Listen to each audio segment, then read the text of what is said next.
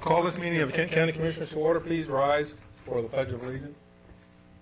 I pledge allegiance to the flag of the United States of America, to the republic for which it stands, one nation, under God, indivisible, with liberty and justice for all.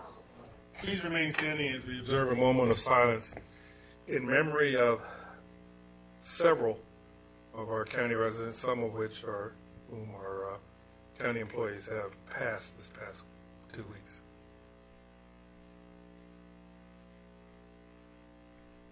Thank you.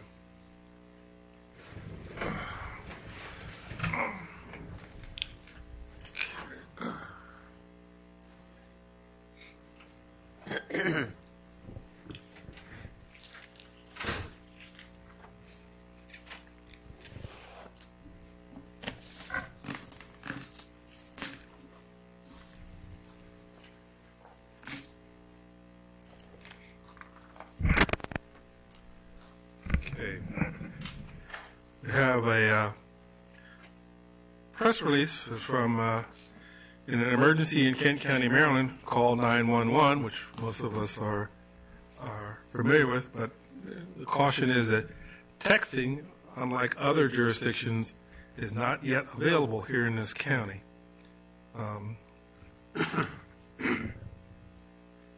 Considering Governor Larry Hogan's announcement regarding the approval of implementation of text to 911 to all Maryland 911 centers, the Kent County Office of Emergency Services cautions residents and visitors as text to 911 service is not currently available in Kent County. Everyone is urged to continue to dial 911 in the event of an emergency. So.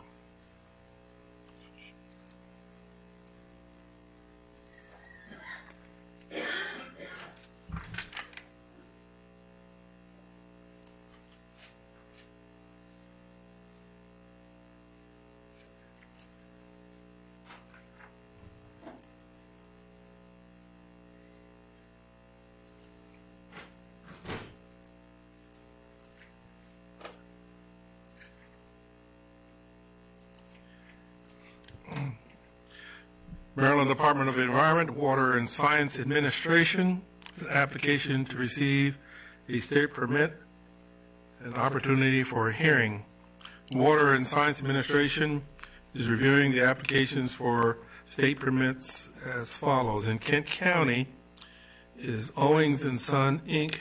has applied to appropriate and use an annual average of 120,500 gallons of groundwater per day and 731,000 gallons per day during the month of maximum use for crop irrigation. Water will be withdrawn from 4 wells in the Aquia Aquifer. The project is located at 7084 Broad Neck Road, Chestertown, Kent County, Maryland. Okay.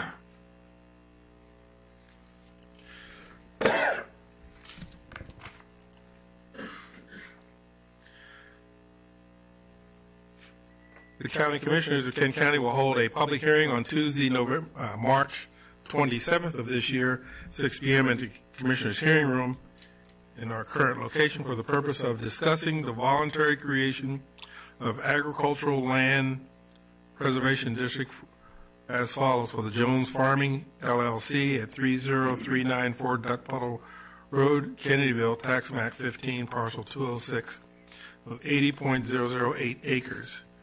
If you require communication assistance, please contact the County Commissioner's Office at 410-778-4600 or Maryland Relay, www.mdrelay.org by March 23rd.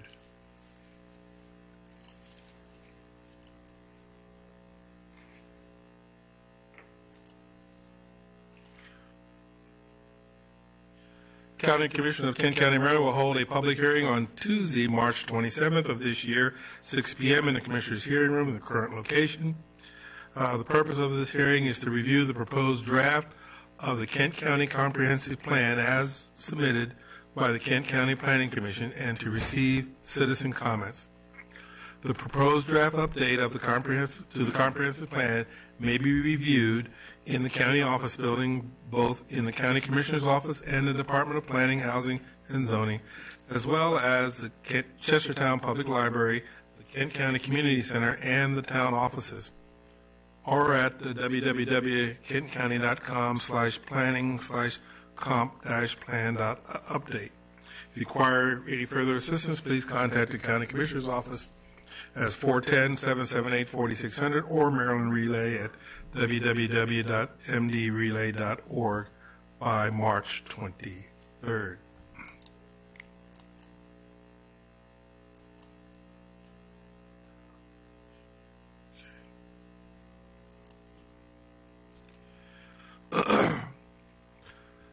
Notice the application has been made by Brian Ponte, member at 23401 Sandpiper Road, Chestertown, and Scott Ponte, member at 23401 Sandpiper Road in Chestertown, and Elizabeth Knapp, member 112 Oakleaf Drive, Chestertown, representing Wheelhouse Restaurant, LLC, for a Class B beer, wine, and liquor license, special Sunday privilege, caterer's privilege, on and off sales on the premises known as Wheelhouse Restaurant at 20658 Wilkins Lane, Rock Hall, Maryland, which shall authorize the holder thereof to keep for sale and to sell beer, wine, and liquor at retail at the place described herein, therein for consumption on premise or elsewhere.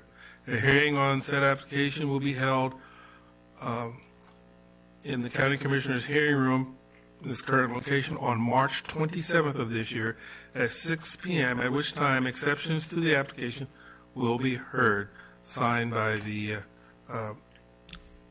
clerk for the Board of Licensed Commissioners for Kent County, Maryland, published in the Kent County News on March 8th, and will be published on March 15th. We have 3 sets of minutes, regular minutes, public hearing minutes, as well as liquor minutes. So moved. Second. Properly moved and second, the aforementioned minutes be approved as submitted. All those in favor say aye. Aye. Motion is carried unanimously. We have 2 raffle permits. First is by the Sergeant Preston Ashley, American Legion Post number 228 in Rock Hall. This is for a raffle only to be held at that location, and the date of the drawing is March 29th between 4 and 8 p.m. In addition,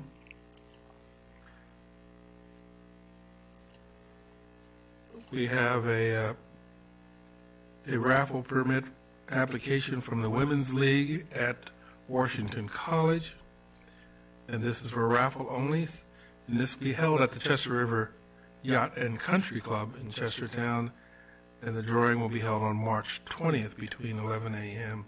to 1 p.m. Motion to approve. Second.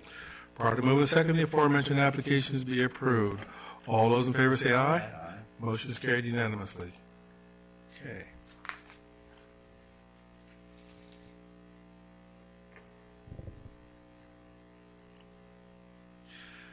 We have an application for a special Class C license for beer, wine, and liquor from the Chestertown River Arts. This will be held at the Rock Hall Volunteer Fire Department in Rock Hall on March 24th, as well as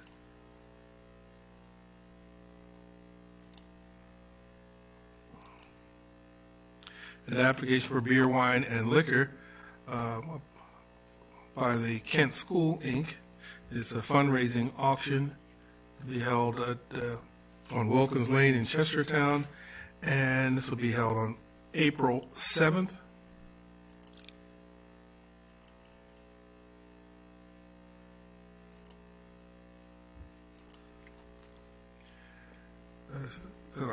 A license application for beer only from the Timothy Kern Memorial Fund. This will be held at the Hopkins Game Farm up in Kennedyville on April 7th.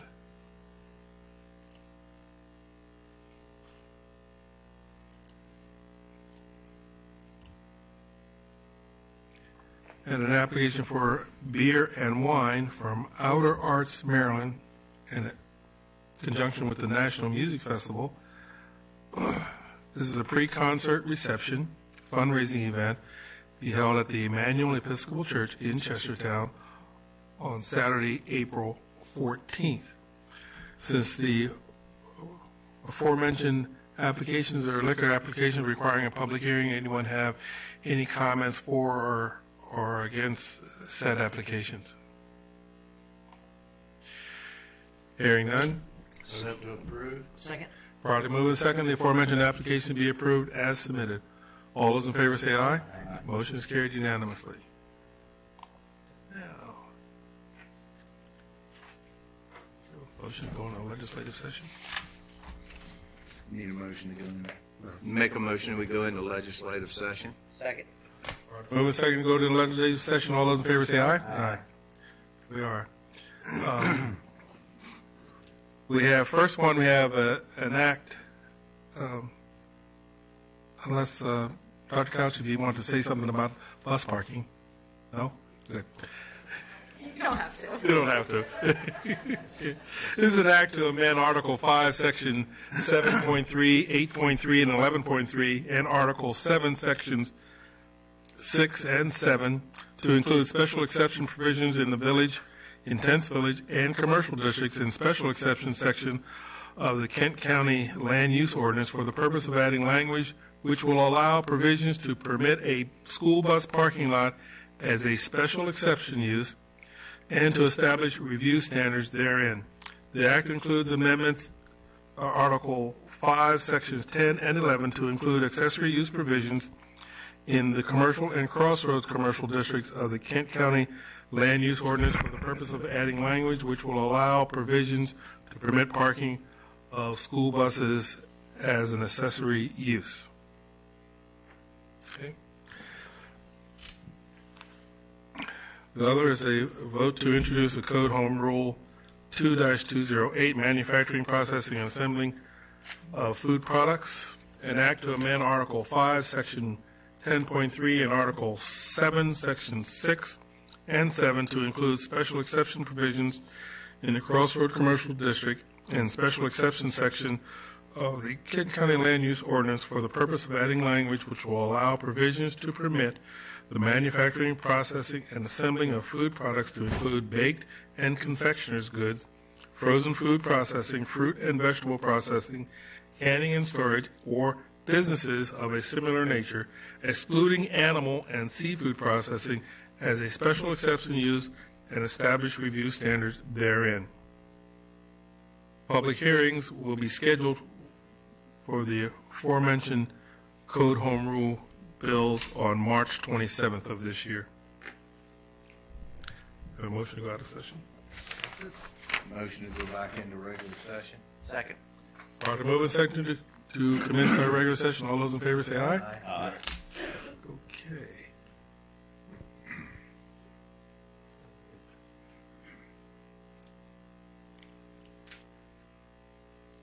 Okay. President Landgraf? Here? Oh, please come forward.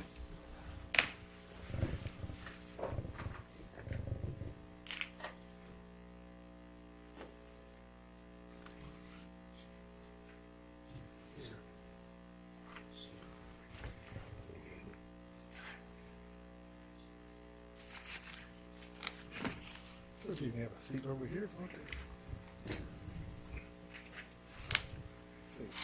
Welcome to Kent County. Thank you. Thank you. I've been here 9 months, so I don't feel welcome. So I really appreciate just a few minutes to talk to you folks. I met personally with several of you. I haven't had the privilege to do that with you, but I would like to do that. I just would like to say that my view, as I've mentioned to several of the commissioners, is that the college has, for a variety of reasons, not been as interactive with either the city of Chestertown or with the county as we need to be. We have a tremendous amount of resources, not only our faculty, but also our Center for Environmental Studies. And I've committed in 3 ways. And first, I want to say that we're working, I think, very cooperatively with Dr. Couch. We really would like to do whatever we can to assist her in the work that she is doing to improve the Kent County school system, and we are committed to do that with our faculty.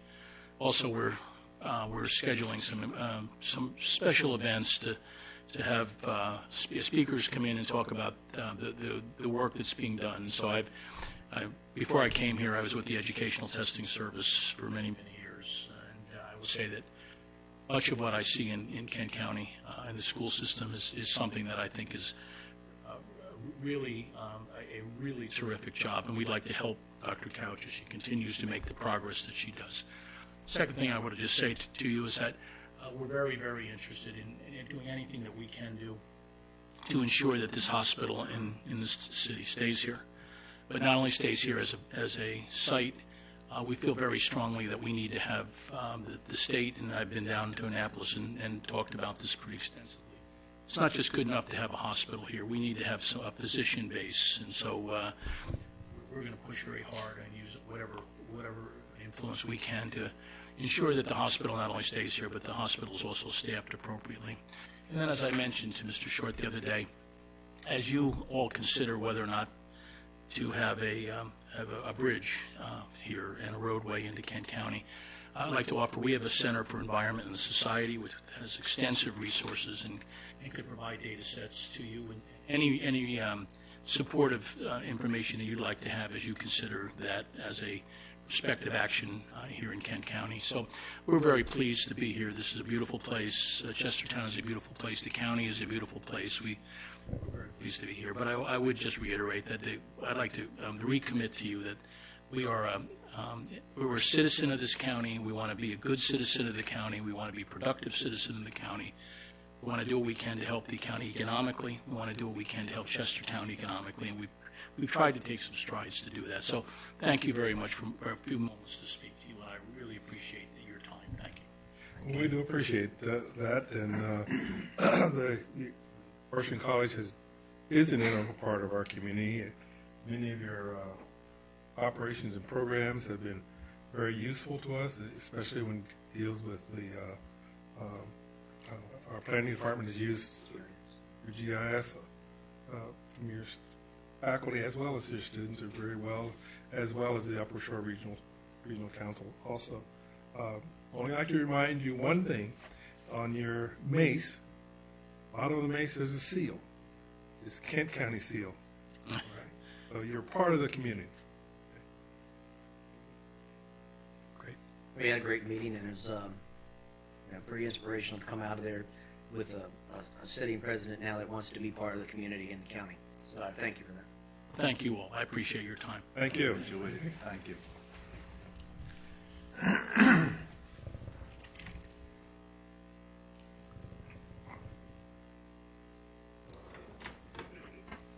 Which one of these do you have here?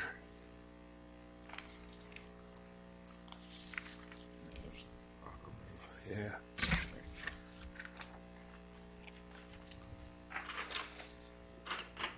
So you're not being disabled yet.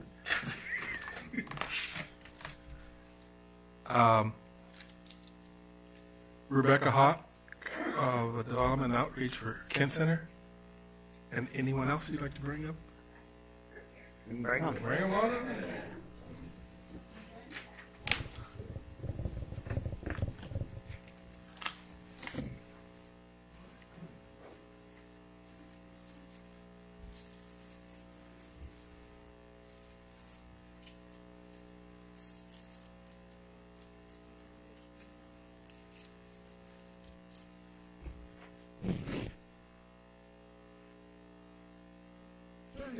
Anyone you like?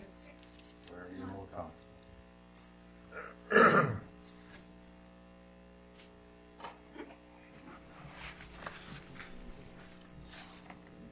Bill, I don't have my good hat. I've seen you with a still funny looking hat on when you come in, so.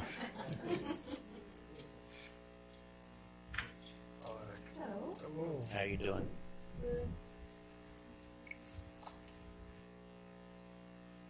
Well, thank you for coming and everything else. We do have a proclamation. Kent County, Maryland proclamation, Developmental Disabilities Awareness Month. Whereas Kent County recognizes the unlimited potential of all citizens, including those with developmental disabilities, to live, work, and thrive in our communities. Whereas Developmental Disabilities Awareness Month is an opportunity to recognize the importance of ensuring inclusive environments with equal access to communications, education, employment, and housing, transportation, and public accommodations. And whereas Kent County supports those who with developmental disabilities to make their own decisions, live where and with whomever they choose, and receive the support they need to be successful and productive and independent community members. Whereas we are changing Kent County for the better by promoting equality and opportunities, access, and choice for Marylanders with developmental disabilities. We are committed to promise of Kent County in which all people with developmental disabilities have knowledge, opportunity, and influence to make a difference in their lives and their lives of others. Now, therefore, we, the Board of County Commissioners of Kent County, Maryland, do hereby proclaim March 2018 Developmental Disabilities Awareness Month and recognize that our communities are stronger when everyone participates. County Commissioners William Pickering, Ronnie Fithian, and William Short. Thank you so much.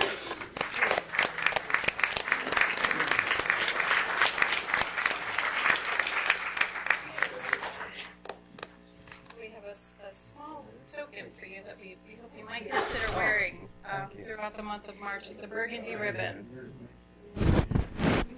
Hey, Neil. I might consider wearing that. I'm actually going to leave some if you would pass them out in the office. Maybe I can leave them with you. Yeah. Would you like to make a speech? Neil, are you saying he grandstands? Not that good. You don't have a joke for everybody? Really? Thank you very much. Thank you very much, guys. More ways than one. See you, brother.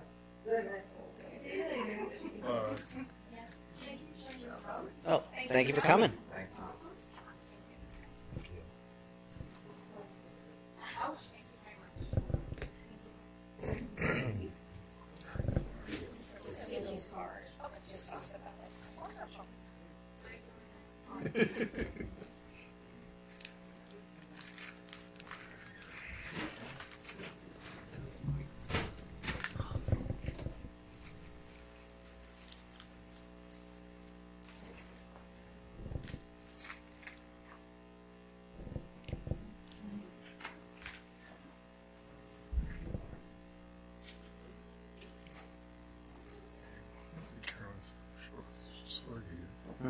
Carolyn's not here. I don't see her. Yeah. Muriel Cole, representing the Commission on Aging, as well as Wayne Benjamin from Home Ports. Oh, okay. Sure. Okay, that's fine. We'll do it that way. Commission on Aging.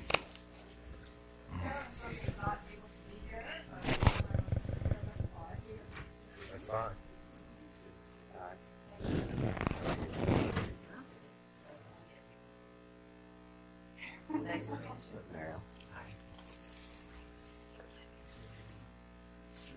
Hey, Miss Pat. Miss Baker, how you doing? Good to see you.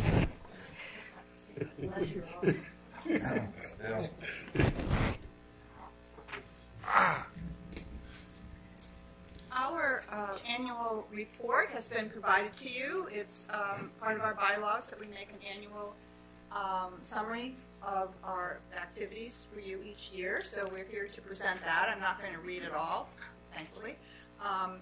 We do have a couple of items that we would like to bring to your attention. We continue to be very active, and you know that. We've been here quite a few times, and we thank you for having us and welcome your guidance, and happy to answer any questions that you might have.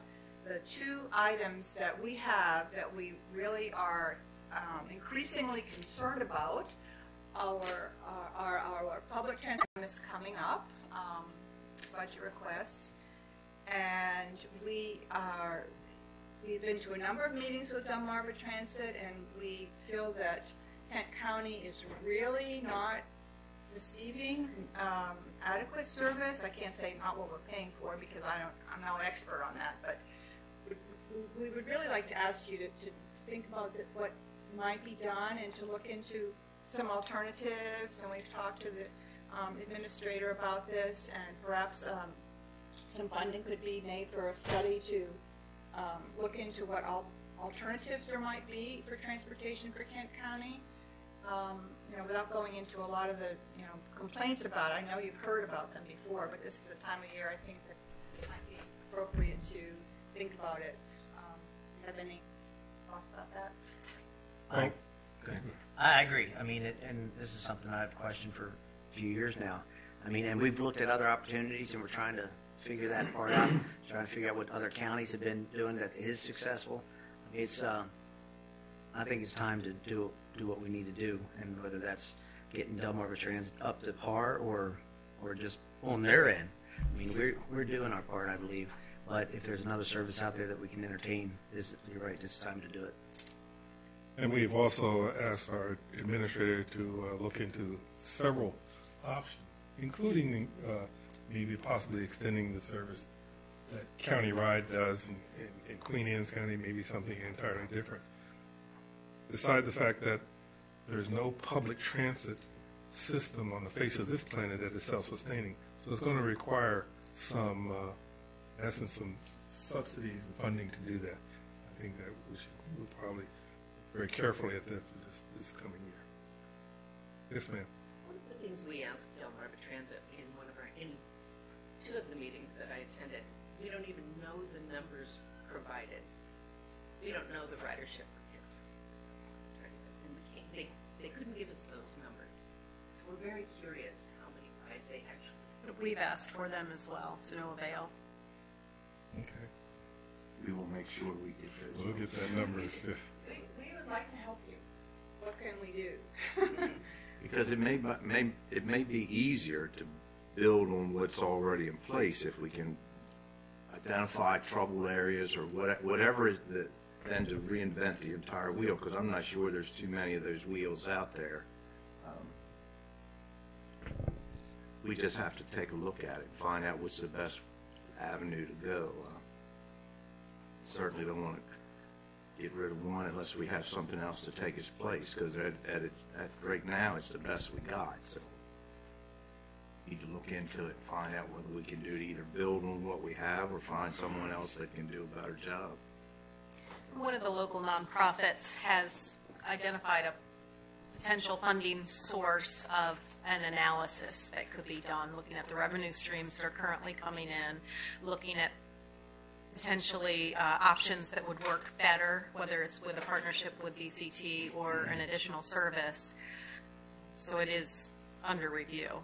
Because most of the money, if I'm not mistaken, that goes to that is grant funded. I mean, we Correct. put some in, but we nowhere near enough to run a bus service. No. So it's something needs to be looked at, for sure. And they come in every year, and we'll make a special point to have them in, and including the ridership. yeah. It's very, very important because we are best way to phrase it, we are a mature county. Yes. And as such, we don't have, we do have a small cab service here, and Delmarva Community Transit also is there, but it's still, in my opinion, still somewhat inadequate. Because there's more to this county than just Chestertown and Rock Hall. We're spread out all over the place, the whole county. Those, especially senior citizens, those that are at the lower end of the economic ladder. And if we want to help them and assist them and to become more part of our community, we have to provide access. They should have access to those things. And the only way to do it is through, currently, unless public transit, unless someone can come up with a better idea. So we will be looking at that and very carefully here. Next budget cycle. The last item we had is a housing issue. In 2016, we did a senior needs survey, which we had reported to you, and actually the top concern, I believe, was housing, correct? That was in charge of that, and housing is a serious concern for older adults here. Rental apartments, as well as long-term care. And assisted living facilities are one issue that has been brought to our attention. There are 7 small facilities in the county. 1 or 2 of them are for sale or for, possibly not going to be sustained. And there are none within immediate radius of the town of Chestertown. There are a couple in Rock Hall. And there have been, we've talked to the economic development director here and with the town and the county about this, about encouraging small businesses to come here and possibly someone would be able to open up a business. Or this is for home care, for people to, a housing, a residential type facility for people that don't need nursing care but can't live alone, either due to dementia or physical disabilities, and need some supervision in a group setting.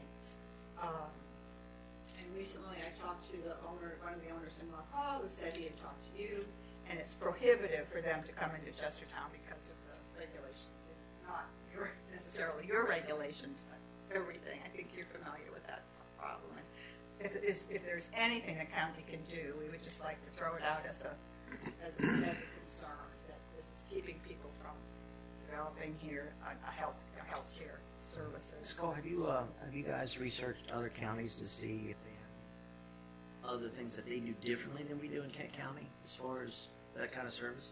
Because it's not, I don't think it's, I mean, we can encourage and do those sort of things, but I don't think it's necessarily the county government's job to provide that type of housing. But it's if there's something out there that's been done that you guys, as far as a collective group across the state of Maryland, know about, then I don't know. I'm not sure. We have not. because it's pretty hard. I mean, there's folks. It's all about they have to self-fund themselves, or the Medicaid has to sub-fund the beds. And I know every one of them's full. The ones we have here, yeah, usually full. I mean, they may get a week or 2 break, but there's a list there, generally waiting for somebody to go in on. But the cost is still tremendous at that, because a lot of those places, it's not just about the Medicaid. There has to be more dollars because the amount of care it takes to. And the investment is estimated at $1.5 million to meet all of the restrictions. And it's eight beds, I think, and the max you can have in one of those. Well, you can have more, but regulations change depending on how many beds you have. Yeah, I know a lot of it's a state regulation, but if you had any ideas of, Well, we actually increased the number of beds a couple of years ago, as I think from 6 to 8 or something like that. For small ones. For the small ones. Yeah. But the largest in the region, Mid-Atlantic area, organization that does this is a nonprofit, PHM, which is out of Pennsylvania. I have approached them before, and let's say it this way, Kent County's population does not fit within their business model. And this is a little bit on a different line, but Millington, I think they've just got their final approval to build either low-cost housing for seniors, that sort of thing, but I don't think it's going to actually be assisted living. I do believe they have an assisted living facility. In that build, I didn't hear about that. I was at a meeting a week or 2 ago, and I don't remember hearing. we were pleased about Millington doing Right. Yeah.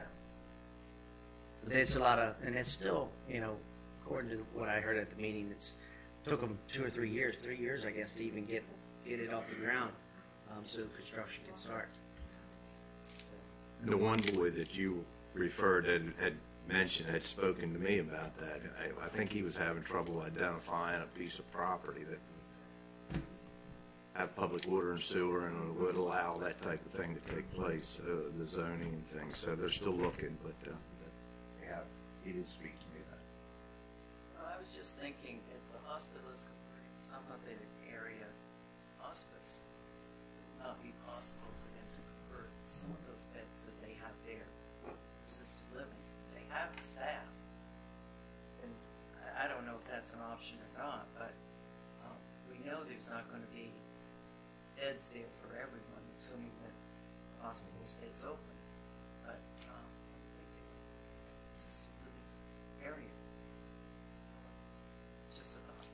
Yeah, but getting, I think, Sure Medical to, agree for that kind of help. I mean, I'll go at them. I mean, that's no problem. I mean, whether or not, because they're not too out in front saying what they want to do with the remaining part of the facilities as these changes happen. They don't give that kind of information up. So it's a matter of trying to insist, I guess, that they assist. And they, Better to have it utilized than to just sit there empty. They always. But my point is, every meeting I've been at, they say, "Well, we've got plans." I mean, that they never say, "No, I got 5,000-6,000 square feet empty." They have plans. Whether it's like the hospice deal that took a while to develop, whatever their plans are, I mean, they'll tell you they have plans. But we can still ask, that's for sure. and the old, I don't know what it's called now. It used to be Magnolia Hall. Yeah, they just sold that. They sold that, so. It has been sold. Yes, So under new ownership. I'm not going to criticize Shore Health or the University of Maryland Medical System, but Yes. when you say they have plans, I hope those plans are not just to close the facility, but okay, we're ever vigilant on that. So we'll do what we can. We're all, even though we're a county that's getting older, really getting older faster than any other jurisdiction in Maryland. We're not the oldest county in Maryland, population-wise, but we're up there. We're working on it. I hope we're catching up, so to speak. So it's very, very important. And this is not, what I'm going to say is not a criticism of our support we give to our school system, because that is paramount in our minds, budget-wise. But the amount of money we give to our school system compared to the amount of money that we dedicate to senior services is, in my opinion, somewhat skewed. So I'm not going to say inadequate, but skewed. So we can do both, maybe. Okay? Thank you. Thank you. The second half of this is good news. So we'll let Dr. Benjamin come up and It's really all good news.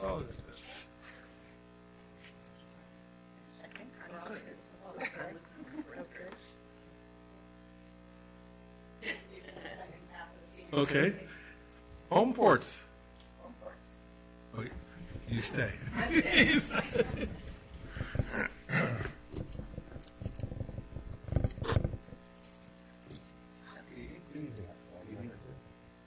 This is Ione Clark. She is a student at Washington College, and she's working with Home Ports this semester. Very nice.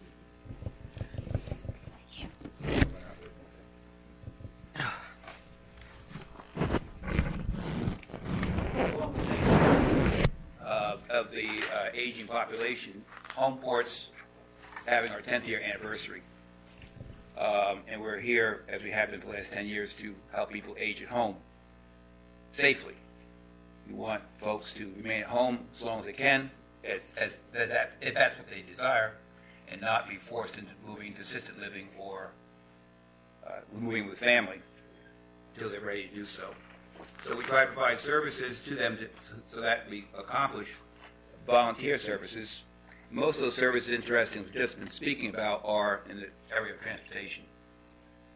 We try to get people to their doctor, to the grocery store, or the bank, or whatever, by providing them education to get there. I mean transportation to get there. But we also do evaluate their homes if they will allow us to do so, to see how safe they are to live in.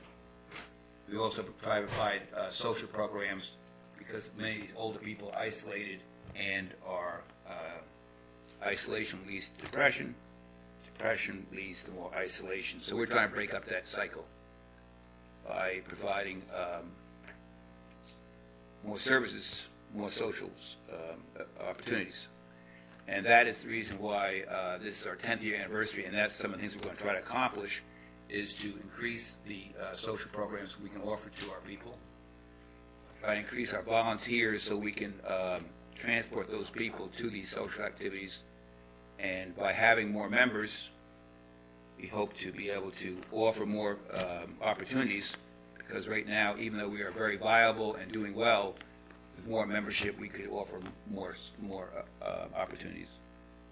The other thing we've done to try to and get more people involved in home ports is we have increased our membership categories. Typical membership to home ports, if you're paying for it yourself, is a fee of about $350 a year. Now, that gives you the transportation you need in Kent County, in Kent County, I say, and it gives you, hopefully, not many more than 5 transportation units a month. Occasionally, we will do more than 5, but we would prefer, because it's all dependent upon volunteers, we'd like to try to hold it to 5. Doc, are you transporting the volunteers? They transport their own vehicles? Is that how that works? The volunteers transport in their own vehicles. We also do some shopping for folks who are housebound. We also go to doctor visits for folks who maybe they need someone there in the doctor's office with them to hear what their instructions were. So we try to provide all these volunteer services.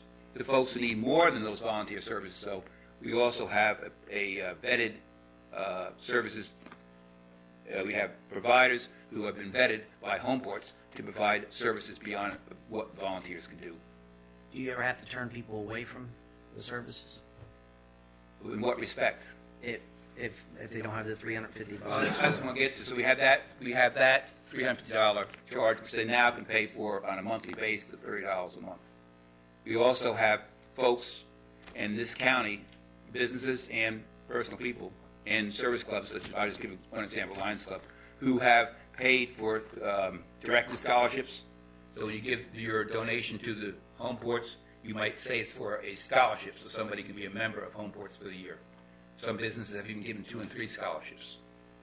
We also have this year, for the first time, a 6-month trial membership for folks who are not sure they really want the services or need the services. There's a lot of people out there who don't think they really need the services or it's not time for them yet. So we have that 6-month membership, so-called trial membership for $100.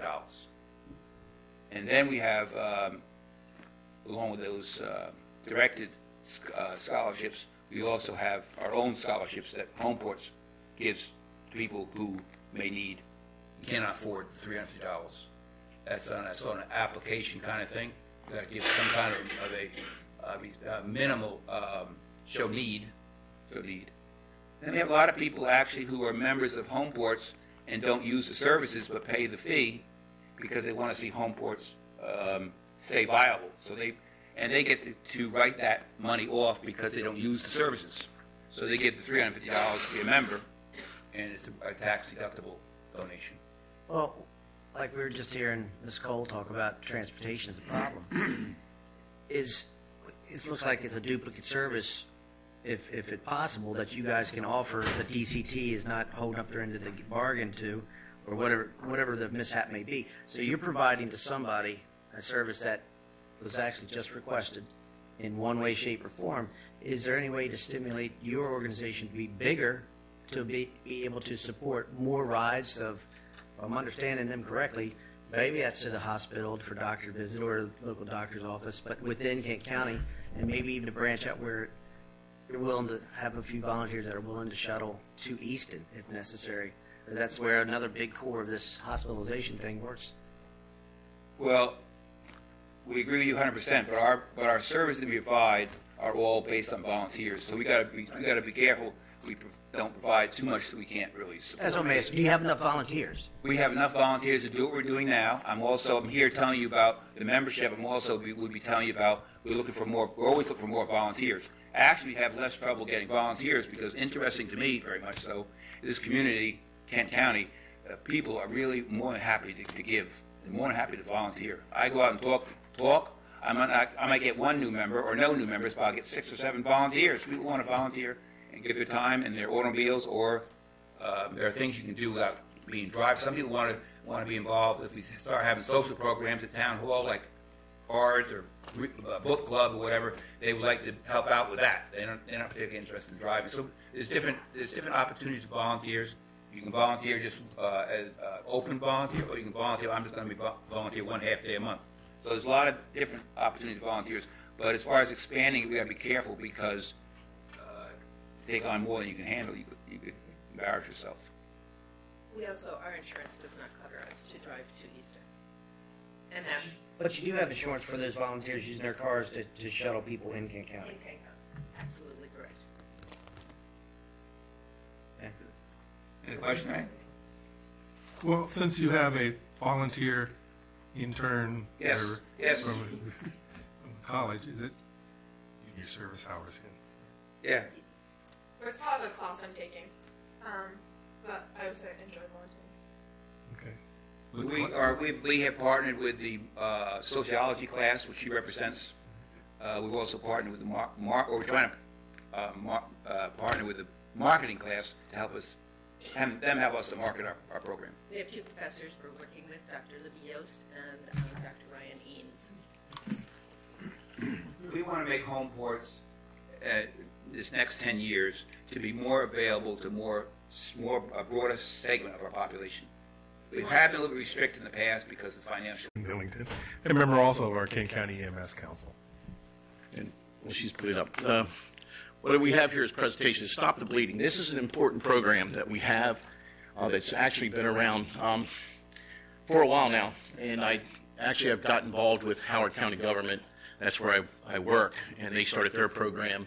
So having the background knowledge with it and helping them, I was asked last year to start looking into Stop the Bleeding for Kent County and actually put in for a grant. So what I did is brought in some important information to help everybody understand why is it important to stop the bleeding. Could you go to the next slide, please?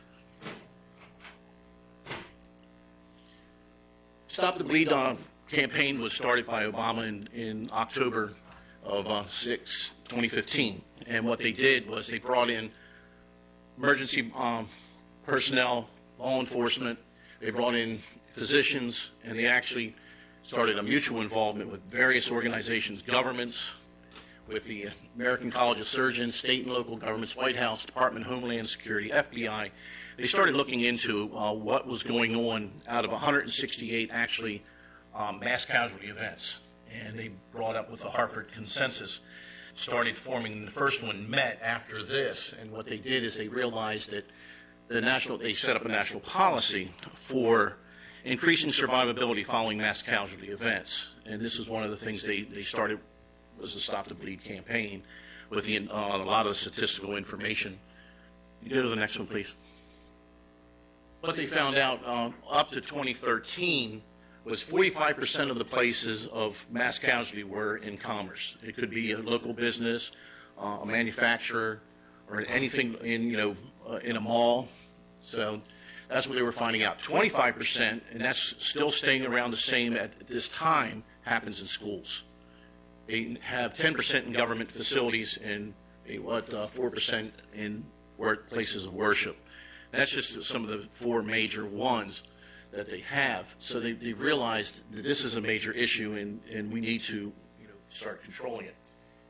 Rural responses right now are at 46%. What they're finding out is the reason why this is happening in rural is because the person who's doing it knows it takes time for somebody to actually come to an event because, everybody's spread out. Your sheriff's department, your police department, your emergency responders, everybody's all out in different areas, so it makes it a lot more harder for us to get there. And usually it says 1 in 3 responders are injured.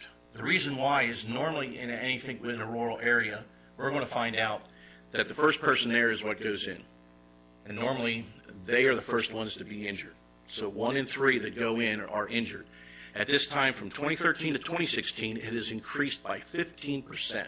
So they've already seen an up increase. And most of it, part of it now is being ambushed. And looking at the news, we've had, I think in the last one, 6 or 7 assaults in the newspaper when you looked at it. That's a major concern because that's when a lot of the times these things will happen. Because you think you're going into an aspect of somebody being hurt, and in turn, they're being hurt themselves. These statistics that you're talking about are strictly about mass casualty events? They're mass casualty events, but not really all of them, because anything is considered a mass casualty. Anything over 3 could be considered to start 3 and up to 5 So they say 3 to 5 is their average. They started counting it as that could be a mass casualty. Because in actuality, if you look at it, 1 in 3 responders, event lasts 7 to 10 minutes. Well, from the time we were talking, a person could come in that door at any time and do a lot of damage in a short period of time. And 7 to 10 minutes is not that long. And normally they take their life, or they are already they are being pursued by the police department. Even when EMS arrives, they do not go in right away because of the new standards that the state has. They have, you have a certain time you can go in, so you have to wait. It's not, how would you put it, Wayne? It's where you're waiting for the scene to secure. Right. So they are trained, and even we are trained, that we're not supposed to go in until the scene is a safe environment. You have a hot zone where the police are. You have a warm zone that they're looking at. This is statewide. They're not completely ready for it yet. They're still doing training and everything. So you figure 7 to 10 minutes, a good portion of everybody in here, somebody coming in with a firearm could do a lot of damage. And that's why they realized that it's important to get training, be prepared for it, and start getting jurisdictions ready.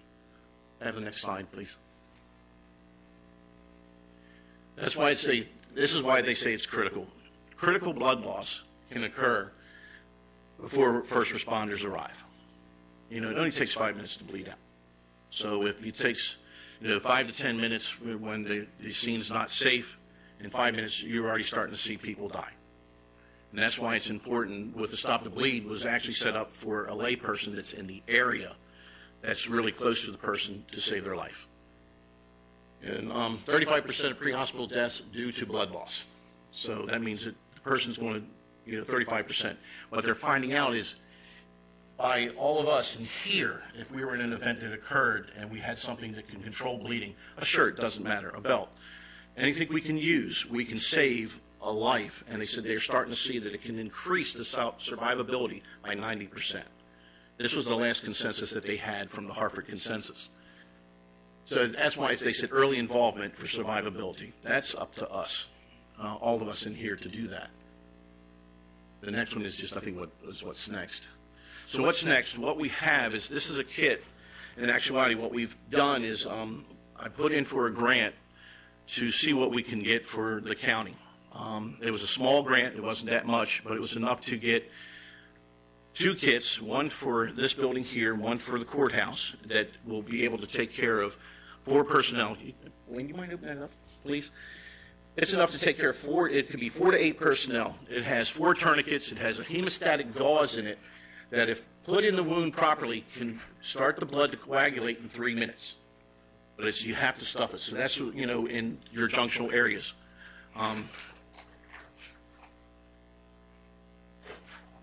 Okay. So that's why it's important. You can still stop the bleed if you have anything else, because you start to have the blood coagulate in 10. So that's why, I have different kits. We're actually looking at one that if a person needed to set up something real quick around the house, all it is if you have a tourniquet, something that can wrap real tight, and just a Z-fold gauze or a small gauze, and they do come in different sizes. Just 3 items in a small package, put in a purse, put in a vehicle, can save a person's life. And you can have it at any time. What we're doing also is we're giving the Sheriff's Department, I talked with Sheriff Price, we have individual kits for them to put in their vehicles just in case they need them. I got enough for them, and I think I have 6 more that I was asked to give to the Chestertown Police Department. We're going to see what else we can get for them. I need to find out what their numbers are and how many police officers they have. So, that's when everything started to run out. So we want to make sure that we had enough in here to just get the program started. And I know the council, EMS council, we're still looking at other ways. We're still looking for other grants. Anybody that's willing to help. That's what Howard County has done. They're actually put in for a grant. I think we've put in for a grant. Yep. So everybody out there is trying to get grants for our areas to help this program move forward and save lives in mass casualty. What's the cost of one of those kits? Actually, they vary from price. This kit here is specially set up for us. I got it for $275. We're looking at getting it cheaper than that. And that's what, talking with Dave Rice, we've been looking into it and seeing, and we think we can get a better price, and that's what our goal is. We're trying to get it down to a lower amount. I've noticed in some of the other areas, they've paid anywhere from $375 to $500 for a kit. Some of them have school kits that are like this, but they're 8. Normally what they've been doing is schools have been set up with an 8 tourniquet kit with 8 hemostatic gauzes. Most of them are having anywhere from 3 to 4 tourniquets in a pouch somewhat like that or smaller that goes in with the AED. So they're trying to get them staged in certain areas. So what the expectation as far as training and qualification to use this? The training is actually stop the bleed for a layperson is only 1 hour. Howard County has a very nice program that they're willing to allow us to use on their program and how they set it up. I went to one of their classes. It was a lot of business people and senior citizens were there to learn how to stop the bleed and how to do it. And it was a very interesting class, very well done. So as providers, it's a 2.5-hour class for us because it's a little more involved with what we do in the training because we're learning to use other pieces of equipment. The main thing that we do is mass bleeding is the main thing. A mass hemorrhage is what will kill you. So we're trained to use a tourniquet first and get you under control, and then evacuate you into an area where somebody else can give you proper training into the next step. Some of the people that we have in the county already have tactical emergency casualty care training. Some of them have it through law enforcement. We have some of them in law enforcement, and some of them taking some other ones too. I know we have some of the combat medics that have been very helpful in it because this is where these came from. So, in our county, I know we have 4 at Millington. Alan, you have some in your place too, don't you? 4 of them. So, in other areas we do have them. I know we have them in the EMS also. So, we got them spread out through the county. So Mr. Brown basically took it upon himself to apply for this grant. We've got these kits, the ones that go into the sheriff's vehicles. Looking to expand also. We're talking to schools, so you can have some placed in their AEDs at the schools. Other public buildings. So we'll have them out there, and we'll have access to them for all the first responders, along with everybody else, lay people that we can train. Would you recommend that the training as far as county staff and also town staff should do that? Quite a few people in each building that should, once we get them placed in there, have to train. And just you can ask because, and actually, it's really funny in the state here to get to be a trainer. I had to take multiple classes to get it, and that's how I got my training because you have to take a stop the bleed class. But most of all our ALS personnel can teach it because they have their PHTLS, they have their advanced care unit, pre-hospital training. So a lot of the staff that we have here, I know Alan's got a lot of people at his firehouse can do the training also. What our goal is next is to get this training information out. And actually, National Stop the Bleed is March 31st. And I've tried to lock the firehouse at Millington. I'd like to get with Alan and see what we can do. It's something that's short. You find out there's something coming out, and the training it takes a lot. Getting the equipment, trying to get enough people in. So, if we had a small class, it would be very small. We could only do a small staff. But if we can get MIFRE involved, we can probably get more. And that's what pretty actively with active assailant training. Right. And once we get these kids, we could probably add a half hour, 45 minutes to that training. And get some organizations that are interested. Yep. I'm in the part of turning it over to him. That him. I'll still be around helping. We appreciate all his effort for doing this, and it's a start in the county, and we'll keep going from it. Well, thank you. Thank you for your effort. Right. Thank you. You want me to leave this here, or you want us to hold it? Well, you can give it to Pat Merritt right there. or Myra Butler, either one at the community center. Okay. Oh, you are here. The mayor of Chestertown, Chris Reed. I thought we moved him to the last so he could hear the whole show.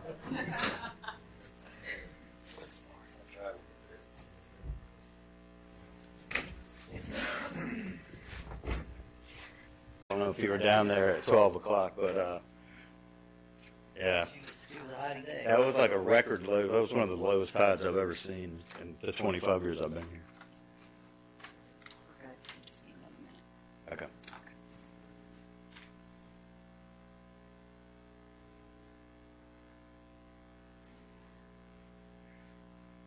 In the meantime, you're supposed to do a soft shoe or something. There's a lot I could be doing right now. You have brought your guitar. This is just showing us what's going on in the marina, but it doesn't really have a bearing on us. No, not at all. Letter of support. Not at all. And in fact, I did draft a letter. It's somewhat similar. You guys did submit a letter of support last time we did a letter writing campaign. So I just kind of modified it to include language specific to this bond bill. I would go ahead and make a motion to read it for that letter of support for you guys. I'll second that. Or the move a second to execute a letter of support for the Chestertown Marina. All those in favor say aye. Aye. Motion is carried unanimously. Signed. Okay, so I'm getting the word here that it's not loading. So I'll just kind of fill you guys in on what's happening, and this will make my presentation a lot shorter, which is probably a good thing. You have a really packed agenda. But basically, in the past, I'll say 2 to 3 months, there's really been a lot that's going on down there. I don't know if you guys have been down there recently, but I kind of made a decision at the end of our last downrigging last October that even if we were still short on funding, we just had to rip the Band-Aids off of this thing and start getting rid of the old infrastructure and just go and spend the money that we have. The state, this has been about a 4.5-year slog for me at this point. We're still about $1 million within range of the finishing goal, which is about a $7 million project, and this $500,000 will get us very close to the end of the tunnel. But what the state had been telling us prior to this bond bill application was you need to spend the money that you have. The reason we hadn't been doing that is because it's just the scale of the project was such that it was very tricky to build half of a dock or a third of a building. But anyway, we had enough money to basically do the following. Just in February, we finished all of the dredging that we're going to do for the project. Just in the last couple of weeks, we ripped out 2 of the 3 old piers at the marina.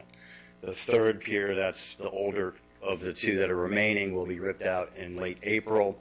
We've hired a contractor, which will be coming in to install 2 new floating piers and extend the Sultana Pier at the foot of Cannon Street, which will give us 3 basically new docks. It'll be a total of 70 slips. It'll be about a 15 slip increase. But with the dredging, it'll actually be a much bigger increase, like in practicality, because a lot of our slips have been so silted in, they're essentially unusable. And then the main way we would use this current funding is if you've been down there, we had about $500,000 that we already raised for this new center. And we just went ahead and took out the old Williams Marine shed. Okay, and basically we broke ground, we laid the foundation, and if you've been down there, you can see that the shell of the building is now up. They are about to put the roof on, and then the remaining funds, if we can raise them, would go for all of the stuff that you don't see, the guts of the building, the plumbing, the electric, drywall, et cetera, et cetera. So it's going to be a really exciting facility when it's done. I really appreciate your support. And if this is awarded, this building would theoretically be done well in time for downrigging. And if all the chips fall, as we're hoping they will, our docks will be done also in time for downrigging. And then the last big thing that we're still working on is getting all of our ducks lined up with the fish whistle so that we can use about $1 million in USDA funds to raise the grade so that when we have these nuisance flooding events, which are happening more and more frequently. Partially it's because the ground is sinking there. We'll be addressing that, and I can't give a time frame on that because there's so much phasing and teamwork that's going to have to be involved. But the project is progressing. This is the first year I can actually point to things on the ground and show people. I have more after pictures than before pictures for a change, which is always nice. But I really, really appreciate your letter, and I will keep you appraised. And if you guys have any questions, fire away. No, good. Good luck to you. So this is the center as we envision it when it's done, and it actually kind of already looks like this without the nice siding and the finished off roof stuff. Thanks, Chris. Okay, thank you guys. Thank you.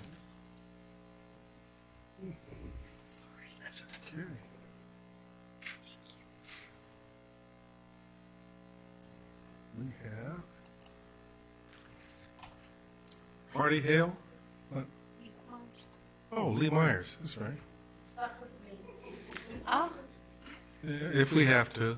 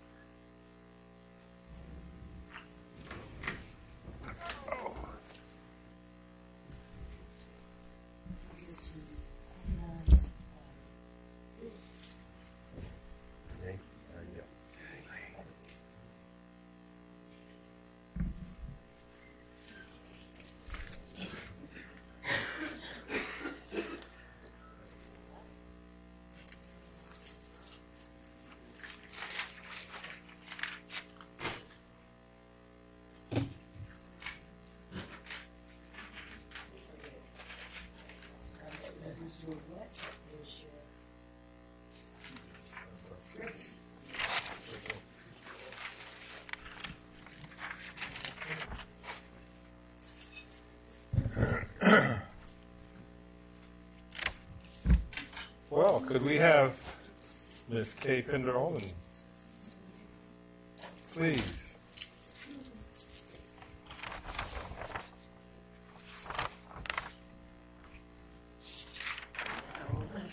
Okay, how you doing?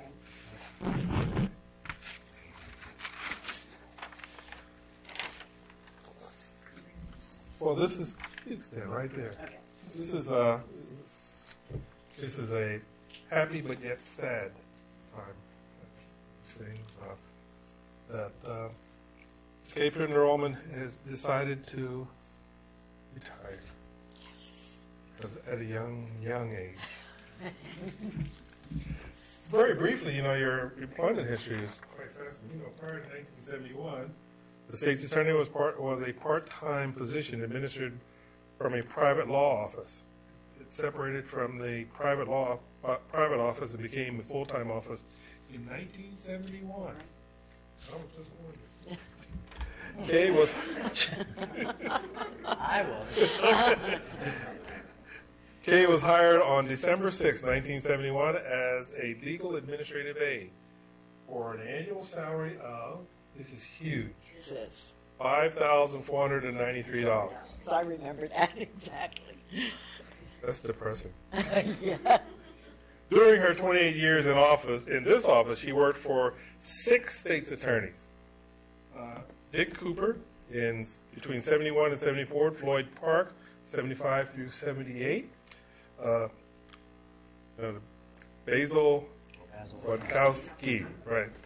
That was 79 through 82. Fred Price, 83 to 89. Susie Heyman from 89 to 98. And Robert Strong in 1999. In December of 1999, she transferred to the Housing and Community Development Office as an administrative aide. She retired for the first time on March 1st, 2004, after 32 years and 3 months of service. I know, you came back for the cake. Right. She returned to the county service on May 2nd, 2005, as the legal secretary to the circuit court judge. She worked for 3 judges, Fred Price, Paul Bowman, and Harris Murphy, until he retires. She retired on February 28, 2017, with a total of 45 years and 1 month of service to the county and its citizens.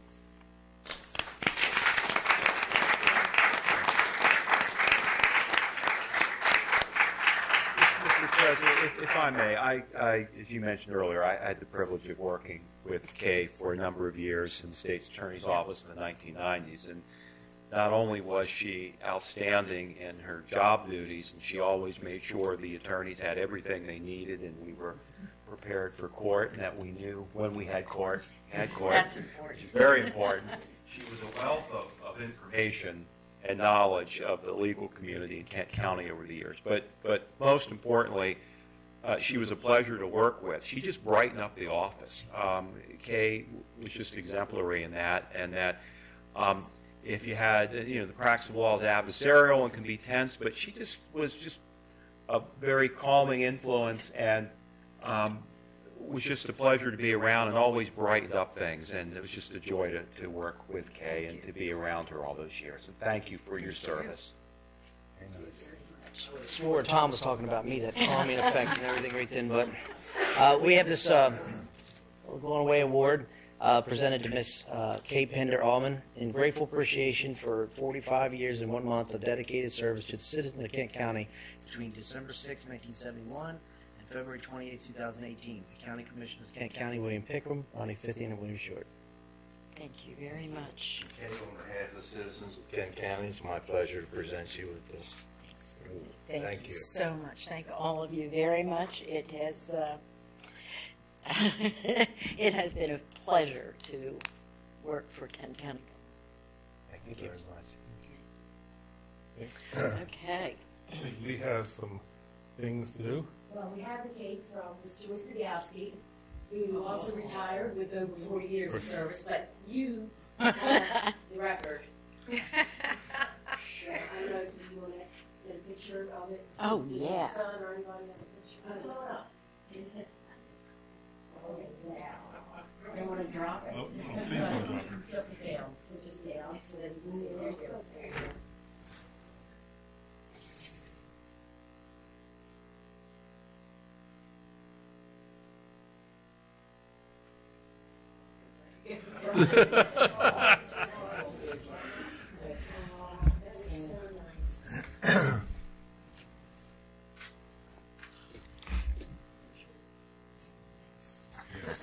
We know. She retired, but she hasn't gotten away from town service yet. But still call her and tell her that she.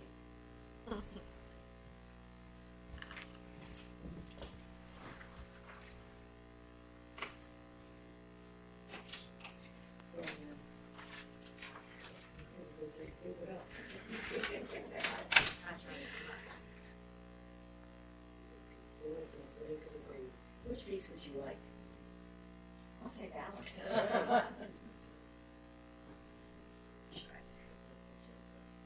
Oh, red velvet. Ooh. Yes. I was going to say no till I saw that. I know. That's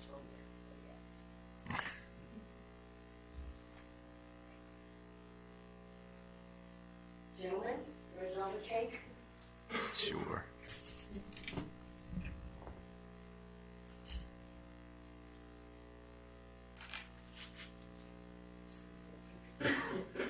Thank you.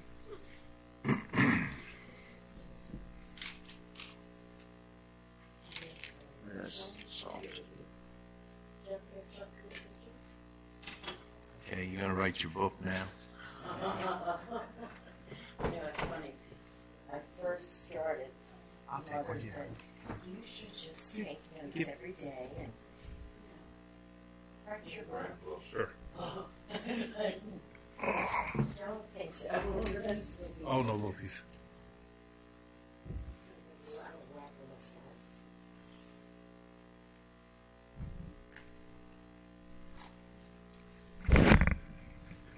Your memoirs that tell all, right? I don't think you want me to do that. There was a reason why I spoke so glowingly. Yeah, I figured that.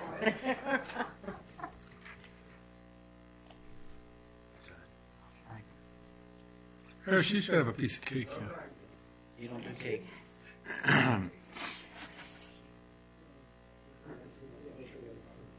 We have Janice with us here today. That's- Come on. Janice, another one that's spent a lot of time working for the county. 43. If anyone else would like some cake, please come up and talk to you. Thank you so very much. No, thank you. Pleasure. I'm going to take this and get out of your way. Thank you. You. Yeah.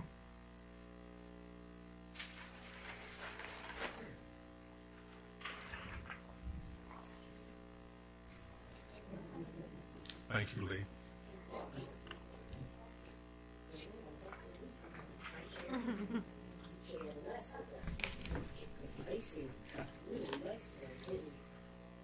I was thinking you've done this so long, you've gotten this down to a science and art.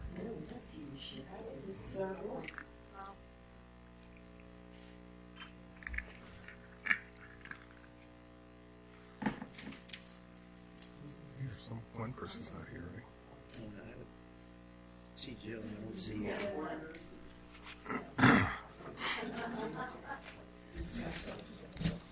This guy's not here.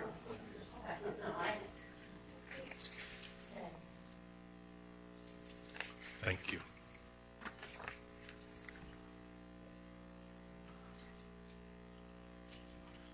Okay. Sorry. Myra Butler from the Parks and Recreation.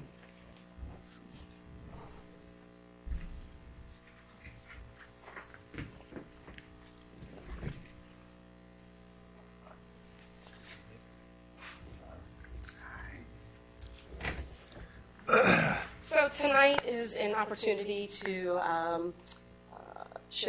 give recognition to Jill Coleman, our recreation supervisor, as well as Jamie Foote, our administrative assistant. Jessica Plum couldn't be with us here tonight. She had a family emergency that she has to deal with tonight. But it's just an opportunity to thank Jill and Jamie for all of their efforts and their contributions to Parks and Recreation continuing its operations throughout 2017. We had quite a few challenges in our department in 2017 with an unprecedented number of staff turnover. And as I said when I was here about a month ago, had it not been for you and your efforts and your assistance, I probably would have lost my sanity. So tonight's just an opportunity to thank you more formally in this setting, and commissioners also wanted to thank you as well. So, Jamie and Jill could come forward, please.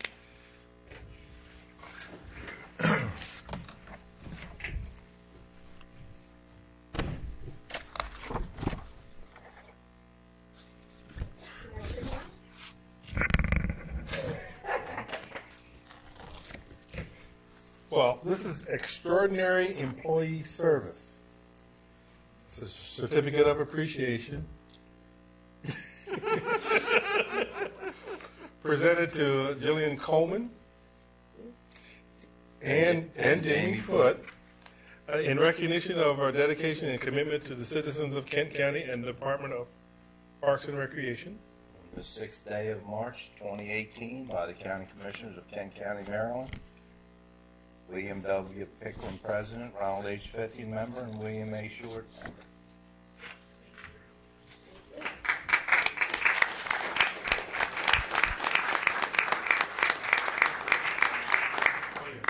The other one was Jessica Plum, who's not present this evening, so hopefully you can present this. Sure will. And thank you so much for recognizing them tonight. Oh, yeah, absolutely. Thank you.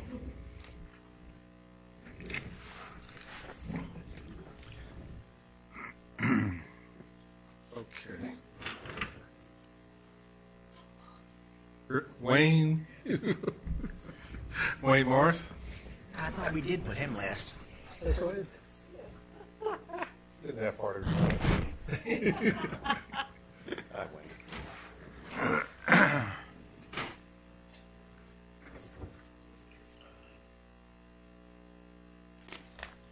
Hard act to follow here.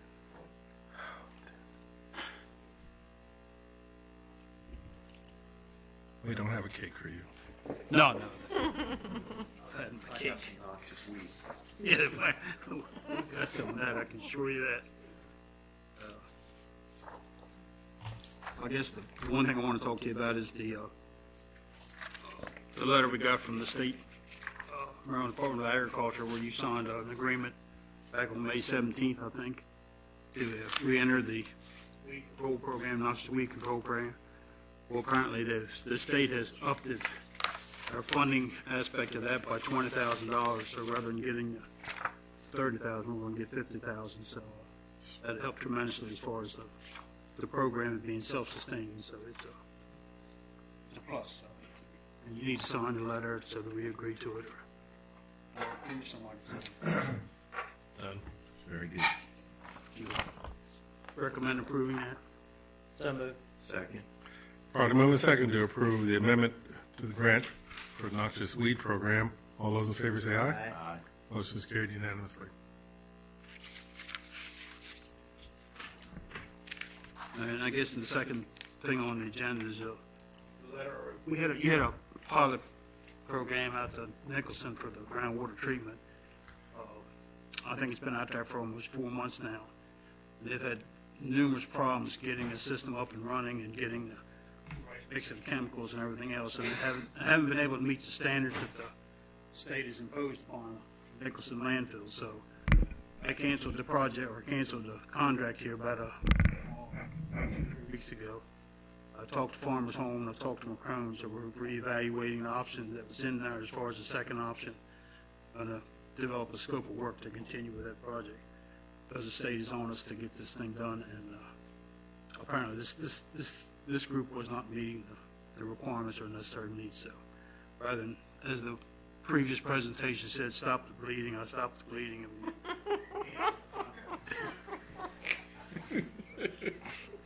We will. Sounds like it was a good idea. It was. And he had a legal right to do so. Yeah. I dotted the I's and crossed the T's. So. Yeah, it's one thing to say that the Maryland Department of the Environment is after us to get this project done, but they don't have the answer either. I mean, what it's going to take to accomplish it. And the thing that frustrates the three of us is just everybody says do this and do this and do this and do that. Nothing works. We don't care what we have to do as long as when we do it, it's going to last and it's going to do it. Feel like we're going to get some success out of it. And I think this time we're going to have a better approach to it, in my opinion, because I've already talked to McCrone about the scope of work and addition as far as that option. I've talked to Farmers Home, so they're on board with it. And, by consent order, we've got to do something out there. I just don't think the right mix was happening with the existing group that we had out there.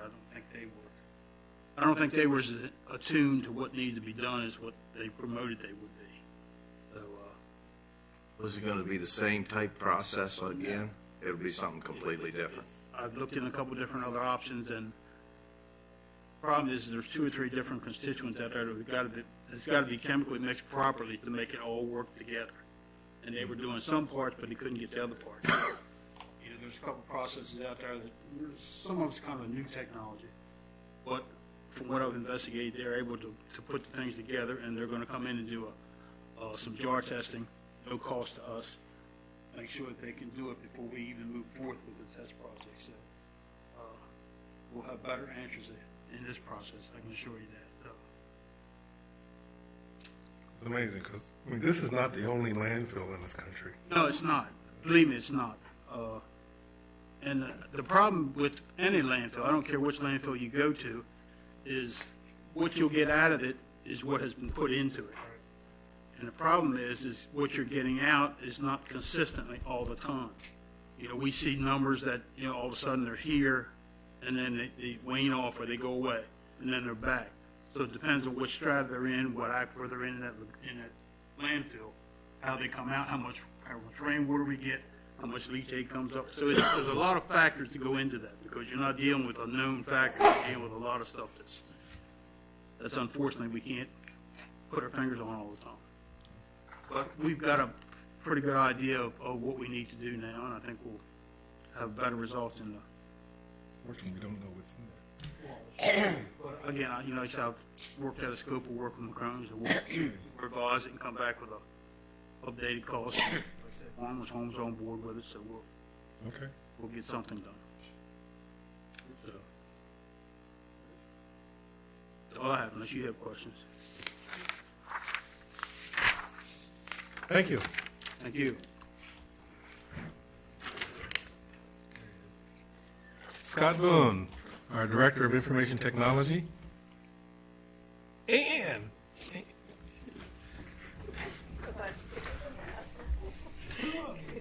It's your eyes. Your eyes good?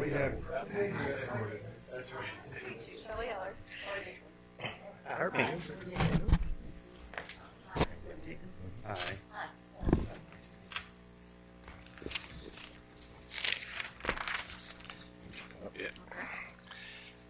Okay, so we want to start off with the work we've been doing with the public schools for the past 3 years now, close to 3 years. It's been really one of the highlights of being able to collaborate with the schools.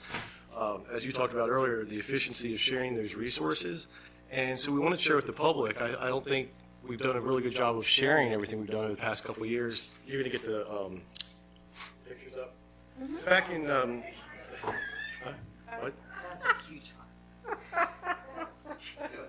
What'd she say? The marina came up. It finally loaded. Sorry. What did she? So we started with the physical layer there. We looked at the server rooms, the real kind of the backbone or the nerve center of the system. So you just use Windows photo.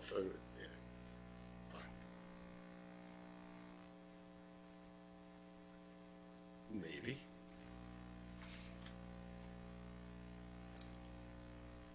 There we go. So this gives you an idea of kind of a before and after. This was work that we worked with, obviously Dan before.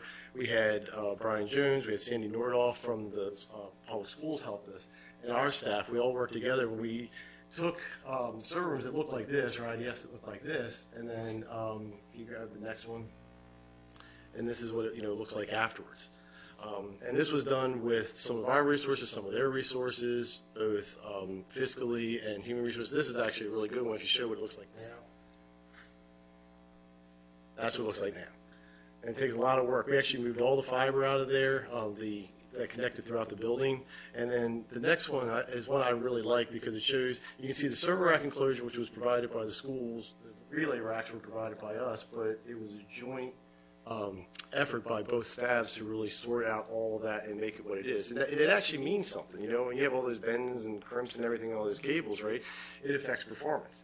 So that was a real highlight for us of 2015. We were able to work together as a team on every single server room, so to speak, in all the public schools. So the next thing we did was a network overhaul. So we went from this to all those switches that talk to all the different buildings, inside the buildings, from one building to another.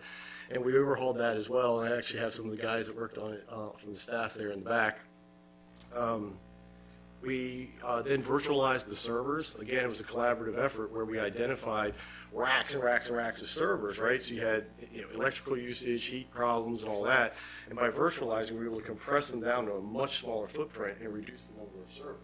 Okay? It was something we cut our teeth on here, and we applied it over there. Worked great. In fact, this coming summer, we're looking to do a replication of that so that there's kind of a primary and secondary version of it like we have here in the county. So that's our work over the summer. So currently there's not a redundancy. There's a backup, but there's not like a hot type thing. So we're going to implement that over the summer.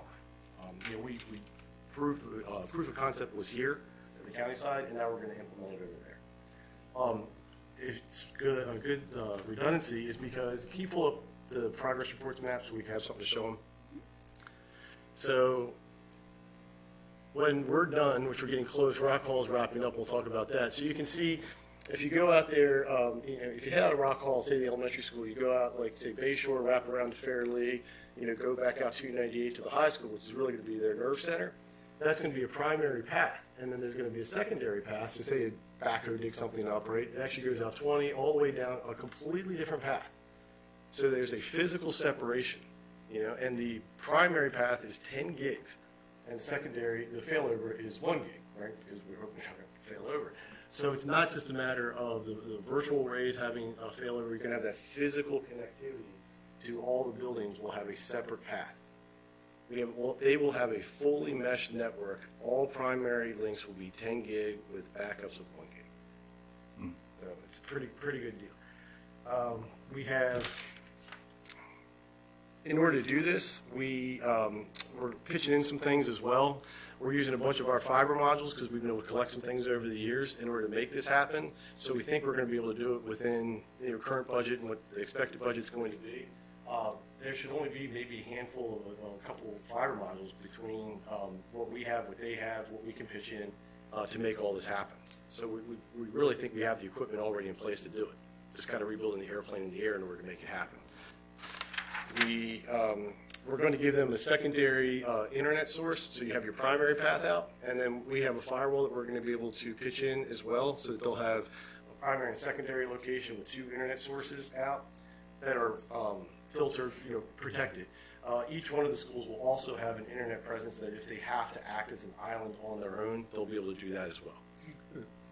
Never had that before. So has the school system, since all this has been done, and I guess something that clean, very little goes wrong, is there any documentation saying how much things have improved from 15 to now, just because of the cleanliness and the... I think when I hand that over to her, she'll tell you. I'm asking her. So you want actual I'm just asking in general. documentation? Because you haven't been in, how long have you been in this position? I've been here since August.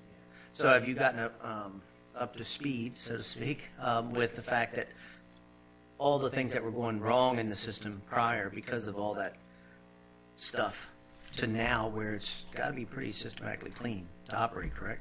Yes, it's tremendous to work with this team, absolutely. But as far as do I have complete documentation from 2015 to current, no, but that's something that we could develop if documentation was necessary. I'd just like to know statistically how much a project like that, because I know they spent a ton of time, how much that changes and enhances the school system. And I think we're going to be able to tell you in this coming school year, because this summer is our last one when everybody leaves except for the 12-month staff. That's when we really go in and tear things apart. This is the final push. Right. Well, it's important to be able to demonstrate a return on investment. Absolutely. Not only in money, but also in work hours. And that's what I'm most excited to turn over to her to talk about, because she's going to tell you what this really enabled. Security of infrastructure. Can you pop up that one picture? At one of our anchor sites already, we had a vendor get into our fiber cabinet. They opened it up, started poking around in there. So that's why we had to get the video cameras. So now, on top of everything else, we have to put video cameras in to surveil this kind of stuff, to keep it from happening. Well, on top of that, I want to hand it over to you to talk about the best part of the story, what your middle school students are going to do to help to secure that box. So you want to jump in? Sure. If I could give some history or some background on why I decided to come to Kent County and to give you some reference. In talking with her, though, because I didn't know much about Kent County, I didn't know about what we had here, but the resources that we're putting in the hands of children and the leadership to back up those resources were the two major significant impacts on why I decided to come to Kent County. The resources that we have in the schools and that we're providing for children, and the fiber that's here, with that and the leadership that you have with Dr. Couch and with Scott, not only are they just putting resources in and making sure that it happens, but they see the visionary of where it can go. And I think that's what we need as far as it's not just a matter of having it and saying we have fiber, it's knowing here's where we can go with this. And with Dr. Couch, with what she provides in the school system and where we can go with it, that really made an impact on why I chose to come to Kent County. And with the fiber, I'm so excited about it because I can see the potential of how it could change Kent County. And so when we meet every week on a Friday, and so we talk about the projects and we do work so that there's not double work, so that we're able to streamline together. Here's what we're doing in the schools, and here's what we're doing at Kent Gov, and so that we're streamlining what's necessary for kids and making it the best we can for kids. One of the projects that we have a grant through Google this year, and Google provided funding for some equipment. And I went to Scott and Ross and Chris and said, okay, we need some projects to have the kids coding in the community. We don't want just the kids coding, say, in the classroom on their own or doing an after-school program where they're just on their own. We want them to have that sense of agency that they're able to code to change their community. And so in talking with them, they said, oh, we have a perfect example. We have these fiber doors that are going in.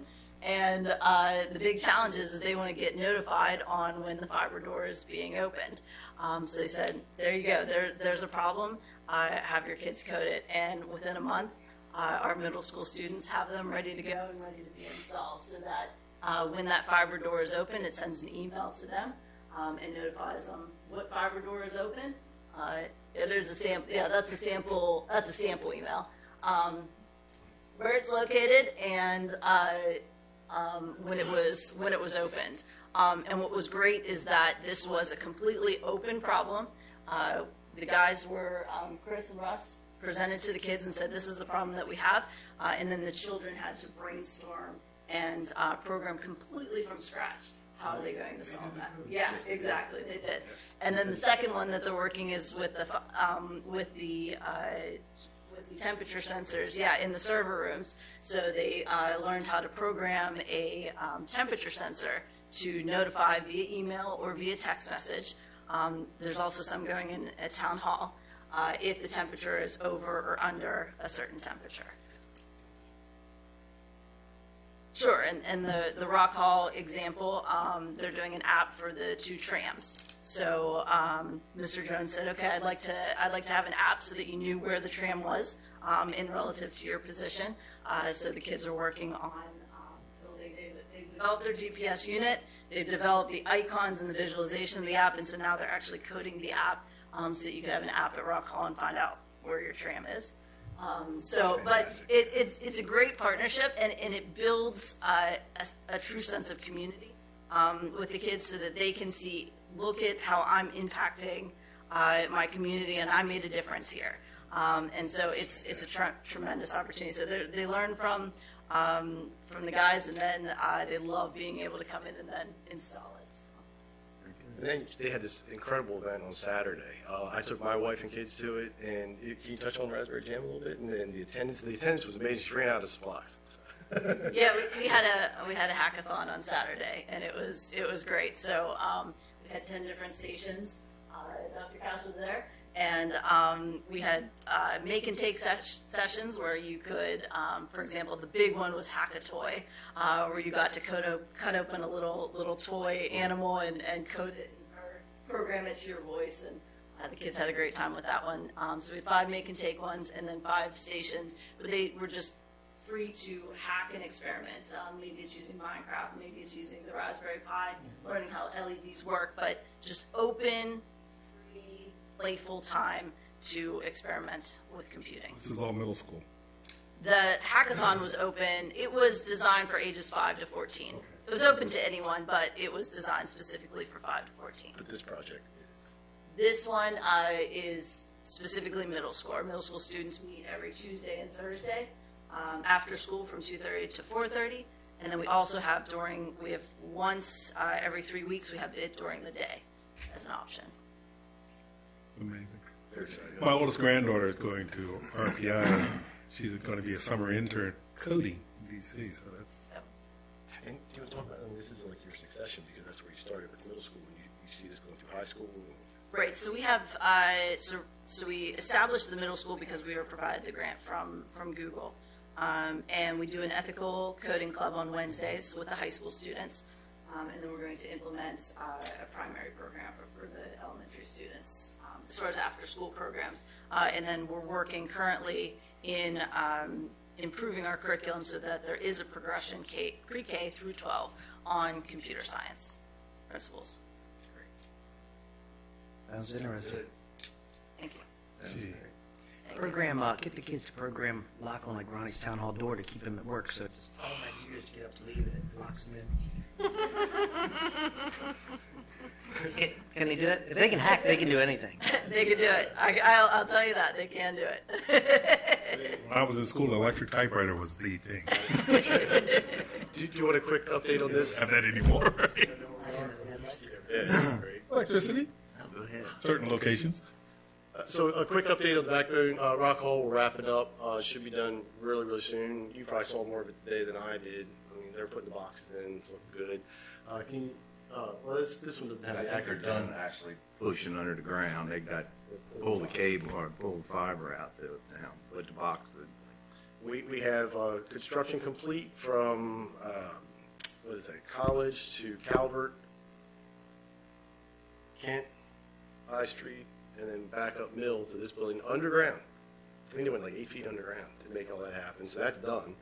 And fiber's pulled. And now they're over on the other side by the hospital. They came back around Brown's, who was at school, East Campus, and then they'll be making that left onto Philosophers. And that's also all underground. I tell you, it's kind of amazing because they have, you know, in any town, you have unbelievable amount of stuff in the ground, all types of water, sewer, force mains, you name it, it's in the ground. And they pushed everything in the town limits of Rock Hall, and I think we hit one little service line, took water to somebody's house, and they fixed that within about 20 minutes. And I think they hit a sewer force main one time, but it wasn't their fault. It wasn't marked properly. It was actually one of the air fault. And, but to do that in that entire town and only have those two little bumps in the road was pretty remarkable. And for a town, we're glad that part of it is over with. So, yeah. Scott, as soon as you kind of loop in Chestertown, then they start going out towards Quaker Neck, correct? Mm-hmm. Yeah. So and the way it's going to go, it comes down. It actually crosses Queen, I believe, and from there it's going to cut down around and head out towards Quaker Neck. So that's how it's going to. The main lake's going to pass through Chestertown. And that's still within their 3 months or so deadline finish. Yeah, I think 12 could kick off at any time. 12's Quaker Neck. So yeah, so that could kick off any day. What is their completion estimate for 203 Maple Avenue? That's my question I ask every time I'm there. I know where that is. I'm not touching that one. You don't have that address. We don't even know where that address is.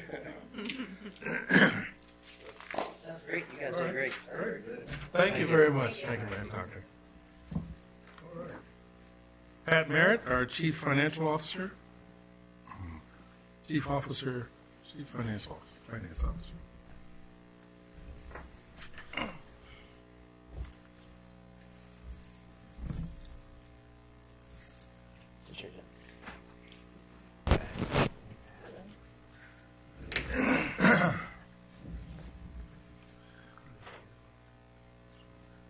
Yeah. Sure does.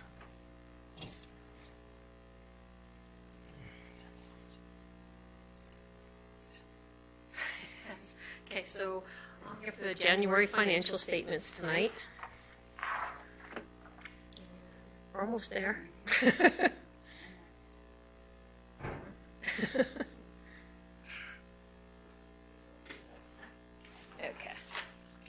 All right. So we're going to look at the general fund first. These are the results through the first 7 months of the year. So the revenues, just under $7,000 favorable to the budget at $36,597,000, and we'll talk about what made up those variances. And on the expenditure side, our expenditures are $1,059,000 less than we budgeted. So overall, from our net position, we're about $1,066,000 to the good after 7 months. So if we look at what contributed to that position on the revenue side, and this is very similar to the 6-month results. We're really just seeing a continuation of what we've seen for the first 6 months of the year. We're seeing favorable variances with our interest income, service charges in the public safety area, and our sale of fixed assets. Property taxes are up slightly. And on the negative side, we're seeing a little bit less money in the property transfer and the recordation, which that was really looking favorable at the beginning of the year, and we're kind of seeing that edge off a little. So transfers of properties are down. And the intergovernmental revenue, that negative variance is really a timing issue.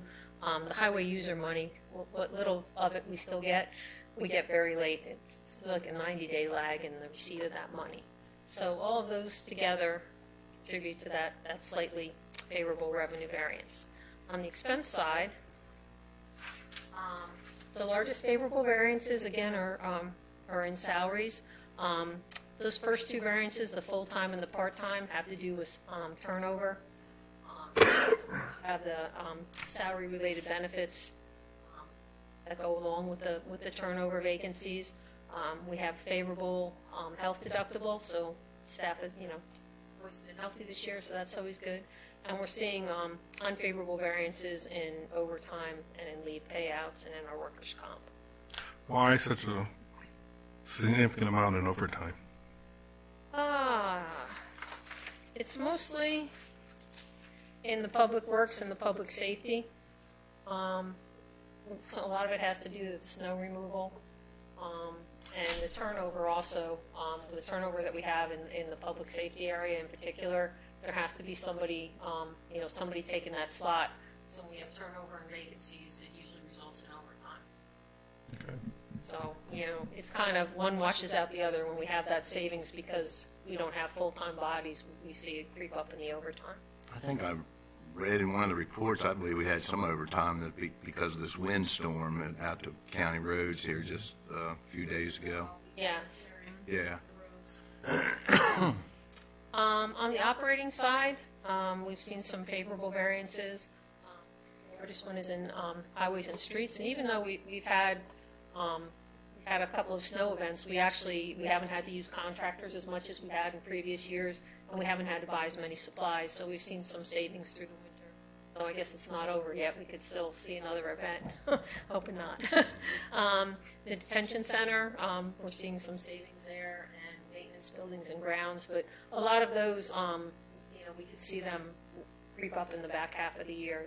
They're not linear expenses, but if you look at all of those operating budgets, we have over $500,000, about $546,000 in favorable variances. Contingency, we also we spent some money in the last couple of weeks, but on the whole, we had $400,000 to start with and about $188,000 favorable through the first 7 months. So those are the areas that contribute to the favorable expenditure variance. If we look at our water wastewater, excuse me, our subsidy percentage is slightly higher than budget. We're at 27.2% compared to the 25.9%. And if you look at that, you can see that most of it has to do with the unfavorable variances in the expenses. They're running a little unfavorable, so we've had to transfer a little more money in from the general fund. Again, we're hoping, we're still thinking that things are on track and that we will see some of those variances turn around in the back half of the year. And at why or where we're seeing those unfavorable variances, it's mostly in the operating expenses. It's in maintenance, electric, lab fees. I did get a phone call the other day from Jay over in Annapolis, said that he just pushed through the bill, so we do get more highway user funds this year. His committee did. Yeah, his committee. Right. So There's a hearing tomorrow. yeah. So they said it looks pretty favorable. Oh, that's good news. And that's an incremental restoration. Right. 5 years, I think, or. It still winds up to be only 23%. Right. For counties. Municipalities are much higher. Right. I think it'll ever get back to what it was, but. Yeah. On the capital project side, we've included these statements also in water wastewater. We budgeted for projects of just about $3.4 million. You can see we've only spent about a little over $600,000. So the largest of those projects is the Galena collection system, and that's really just getting underway. So That just went out to bid. in the government projects, we have projects budgeted of about $6.5 million. We spent about a little over 1.7. So we still have quite a bit to go with those projects. Where we are as of the 7-month mark. Any questions on any of the numbers? No. Solid. Okay, that's after the financials. Okay. Pat, if you got a minute, there's something I wanted to speak about, if you. And I'm glad Dr. Couch is here tonight, and maybe she can shed some light on it. Last week, Mr. Ed Silver was here, and Ed was one of the best teachers we ever had, I think, in Kent County, very well-respected individual. But we got talking about some educational issues, and one of the last things he said that night was one of the issues is we have one of the we are third from the bottom as far as starting salaries for teachers. And we listened to it, and kind of struck us a little funny. We didn't say anything that night, but we got, because, you know, we're fourth from the top as far as per pupil expenditures. In other words, we're fourth from the top as far as per pupil expenditure, but then we would be third from the bottom in starting salaries, and it just kind of struck us odd. So we got looking into it in the past couple of weeks. And you got that schedule. Let's put the salary schedule for teachers with master's degrees. I think that's probably maybe where most of them fall.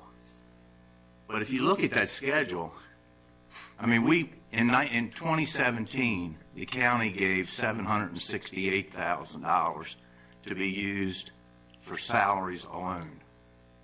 Nothing but salaries. And if you look at the fourth column over, well, the first column is what their salaries were in 2015, 2016. Then the second column is what they were increased to in 2016, 2017 with that $768,000. And then there's the third line shows you a dollar amount of the increase. And obviously the last one shows what percentage of an increase that was.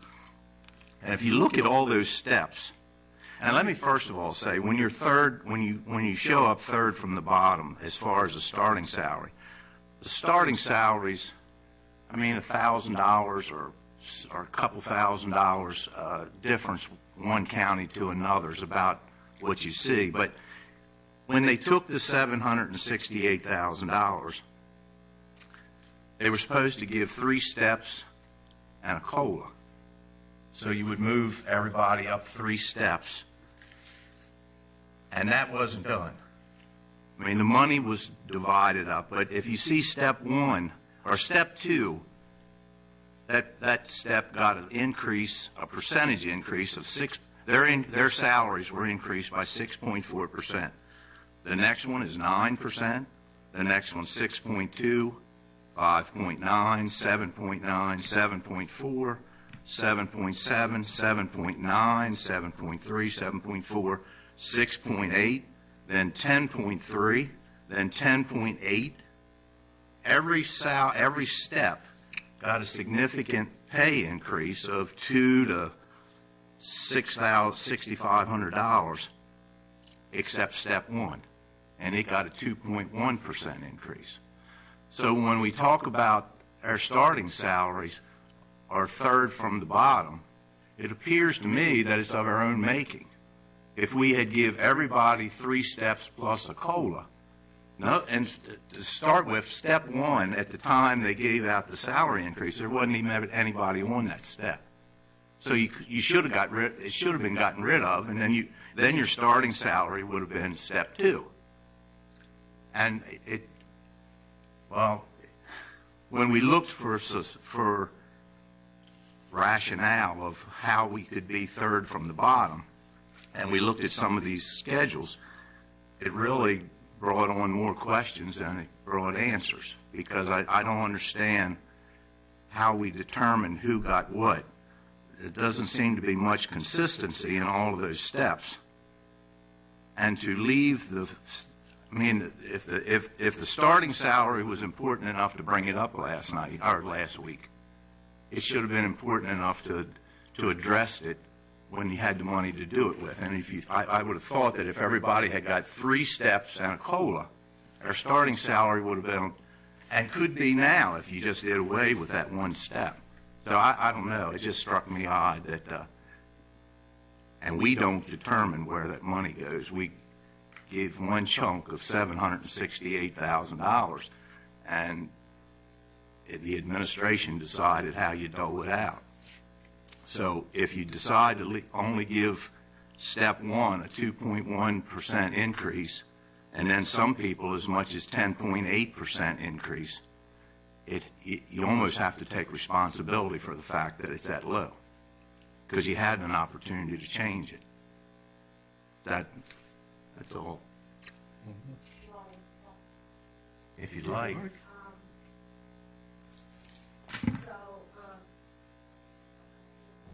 Sure. Otherwise, we're going to lose the audio.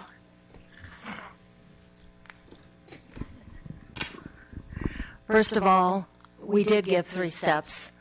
COLAs go into increasing the amount between steps.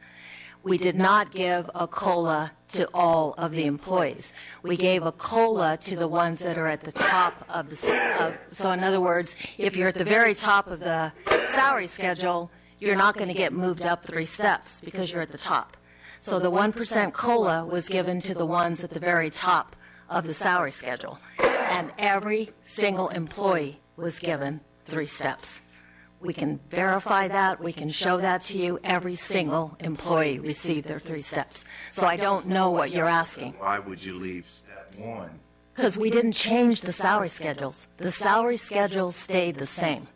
We did not have enough money to change the numbers. Excuse me, I'm just getting over a cold. We did not have the amount of money to change the salary schedules per se.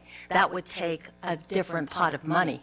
What we did was we said, okay, we've held our employees. There were a period of time when our employees did not receive a salary increase.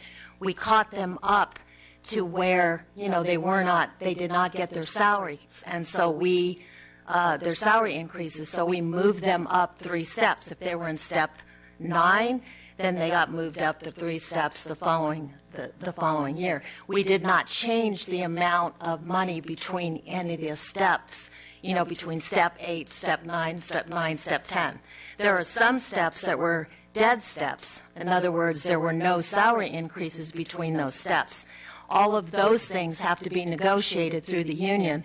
We did not change any of the salary schedules because to do that and then to bump everybody up 3 steps, say for instance, there were some steps we've been gradually, doing away with some of the dead steps. When I came here, we probably had maybe 15 dead steps.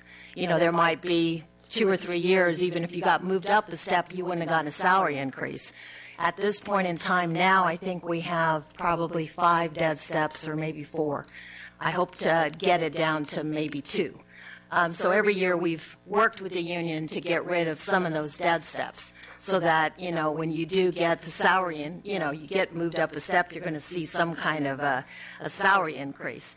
In order to, if we would have cut out all of the dead steps and then moved everybody up 3 steps, then that would have added another increase of money that we would have had to ask for that we could not have sustained. It would have cost a lot more than the $700,000 that we asked for. I'm not, to be honest with you, I'm not concerned about any of the steps except the starting step. That's the one that was addressed. We've left that. I mean, everybody else got 6 to 10%, and the starting salary got 2. If we were concerned about attracting people to come to look at the starting salary of Kent County and decide when they come out of college, that's where I want to go. Look what their pay is. It's right in the run, and that's. I thought that's the message that Ed was trying to give, is that we want to make our starting salary attractive for people to come out of college so that they'll take a look at Kent County. Right. And this almost looks like a when you change the starting salary, then you're also going to have to change every lane or every cell in that lane, because if you're looking at one lane, it's fine and well to say, okay, do away with steps 1 and 2, but then you're going to have to find the money to increase, because then you've messed with step 1 on lane 1, then it's going to interfere with perhaps step 1 and lane 2, because all of that builds on one another. So it's I hear what you're saying, and certainly, I think at this point in time we're at a place where we can say we've got a tentative agreement with our union, and we have looked at that, and I think that what we've got in mind and what we hope we'll be able to do will address some of what you stated, because those are the things that we've brought to the union's attention. But you have to understand that it's not to go ahead and overhaul and make changes on a salary schedule, we can't, as administration, we can't just do. We have to have an agreement with the union to make those changes. But to go back to your point of what we said we were going to do with regard to giving 3 steps, I can assure you we did that. I guess where it just gets a little kind of offensive, and I love Ed Silver, but with that being the target that he put out there, there are certain organizations out there now that take that and run with it and make it seem like that you're still underfunded, even though there's a clear choice. If it's a union's fault because you can't fix it, or it's not per se just the commissioner's fault. But what I'm saying is it's a bigger problem. I mean, if you want to change the starting salary and you want to put more money into the salary schedule itself, it takes more funding to do that. I mean, it's a two-prong problem. I mean, I can tell you that I could fix the salary schedule if I had enough money to fix the salary schedule. I mean, if I wanted to say, okay, I'm going to increase the beginning salary by $3,000, okay, then that means I'm going to have to fix all the other cells, and it impacts everything else. How much money you were getting, but you set the priorities. The board didn't set the priorities. You set the priorities as to where you were going to apply the money that you had. And so there was a decision made not to apply that money to the starting salary. The decision was to provide 3 steps to the employees, which we did. If you want us to do something in addition to that, then we could have asked for additional funds to do that. I think, if I can say something, it might be in the difference in the way that we look at the steps. So if I can just, maybe this will help. But in 2016, if somebody was on the first step, they were making $42,972 based on the 2016 chart. And so they would have gone up 3 steps. So that would have taken them 1, 2 to 45,283. Correct. And they would have got a 1% COLA on top of that. No, we did not give a 1% COLA on top of that. We gave the 1% COLA to the ones that were at the top of the salary schedule. They would have been step 1. So they would have gotten... No, they would have been at the top end, like if they're on step 27, at the top end. So the person... So they can't move. They can't, if you're at the very top end, meaning you're at the very, you've maxed out at that particular salary, whatever that is. If it's in some of our salary schedules, it might be step 15, it might be whatever's the top end.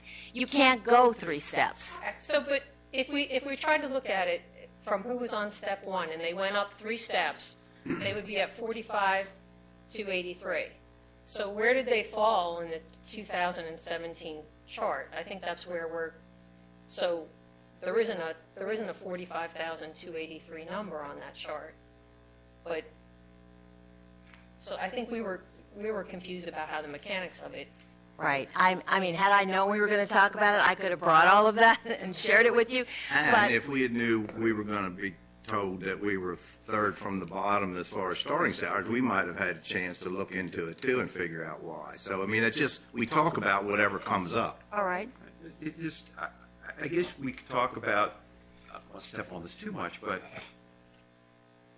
funding what you can do, but it's a question of priorities. I mean, do you want to increase the starting salary, or do you want to apply that money farther down the line? I mean, I get it with respect to the COLAs at the end if somebody's in a longevity type grade, but there's a fixed amount of money up there, and then the decision is of your department as to where to place that money, where to prioritize it. So I will tell you where did the differences happen.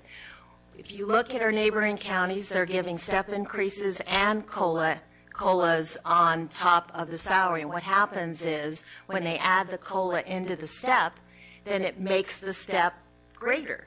And so they haven't changed the salary schedule, but every time they give a COLA, like for instance our neighboring counties, and I'll just use Queen Anne's, they gave a 2% COLA on top of a step.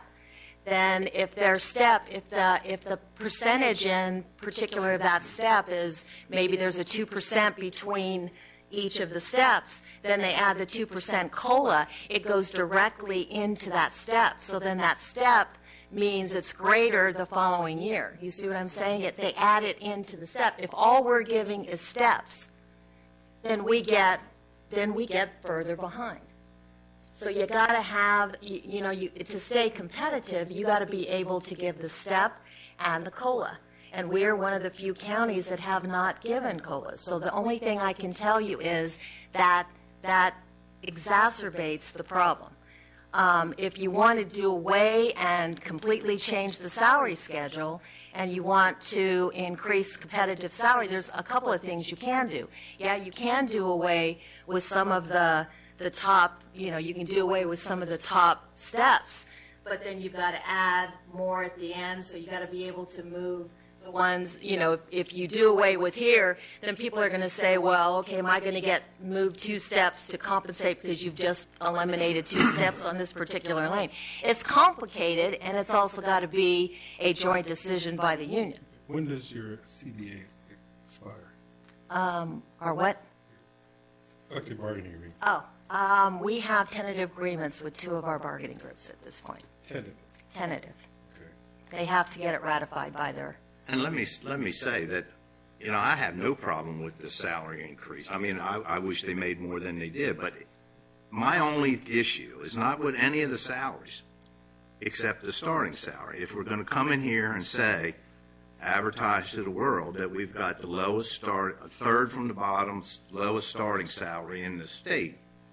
Which is true. Before we did that, I would have done something about it when I had that $768,000. I would have addressed that starting salary if that was going to be important enough to bring before the board. Right. What I would say is we asked to move all of our existing employees up 3 steps, which we did. If we wanted to do something else on top of that, then I could have looked at revising the salary schedule, and we could have done that, which would have taken an additional agreement with the union. Well, as Commissioner Short said, it's the optics of the whole thing. There are those in our community who don't ask the question to understand. They take what is said here or at the school board meeting and run with it, and very frequently it's a matter of criticism for both boards, and I think that is not. First of all, it's inaccurate, and it's not fair. Right. I mean, I don't mind defending anything. Right.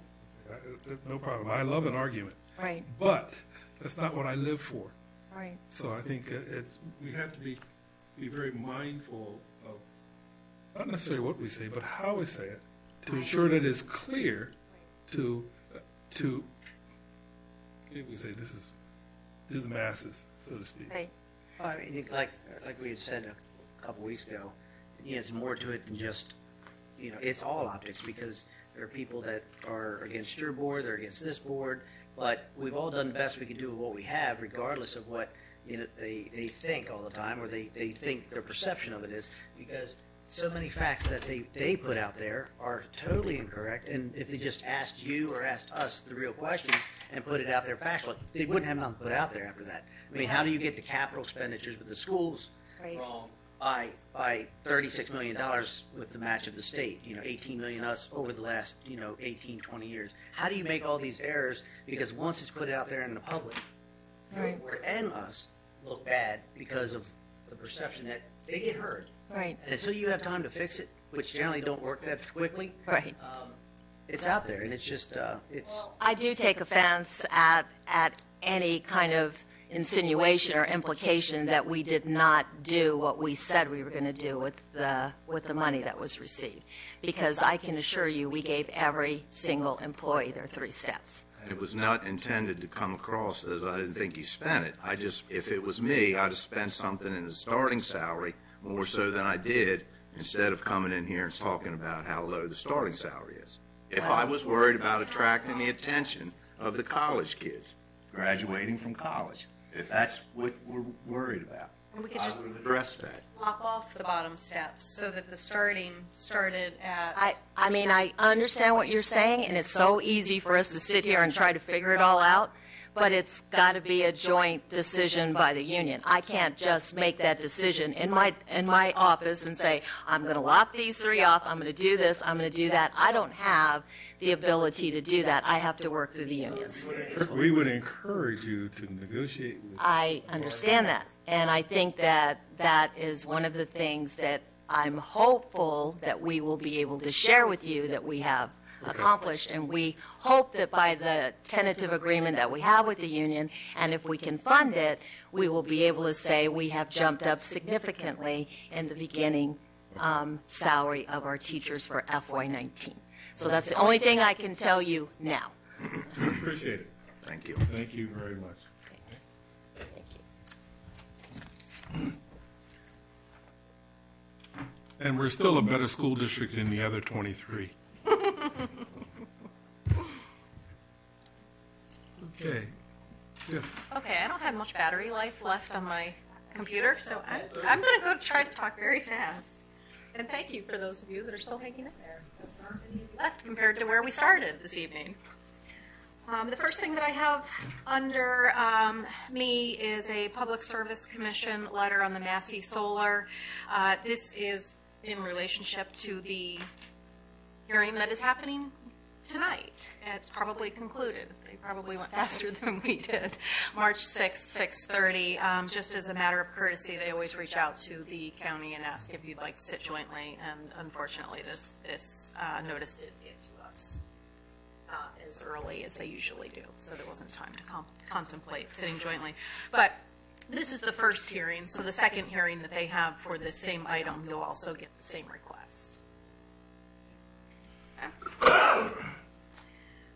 Second item I have is a request for a waiver of interest, and this is a property tax bill, and the property owners are requesting, the payment was received late, and they're requesting a waiver of the interest penalty. Was there any error on our part from our finance officer or anything else? That's what the letter stated. Correct.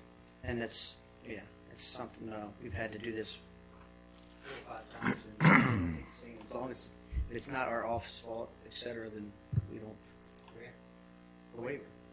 Correct? Right, that's been the precedent that you set for far longer than I've been here. Next, we have the Tourism Marketing Grant Agreement. This is a Department of Commerce grant. The funding is a very long formula, and they take all the jurisdictions in the state, not only just our jurisdiction, and they divvy up a pot of money. And the amount that they would like to grant to Kent County is $40,442. And this money can be spent on various items dealing with tourism, such as marketing, advertising, trade shows, etc. A motion to sign. Second. Already moving second to sign the Maryland Tourism Department Board FY18 County Cooperative Marketing Grant Agreement. All those in favor say aye. Aye. Motion is carried unanimously. Next is tower lease agreements.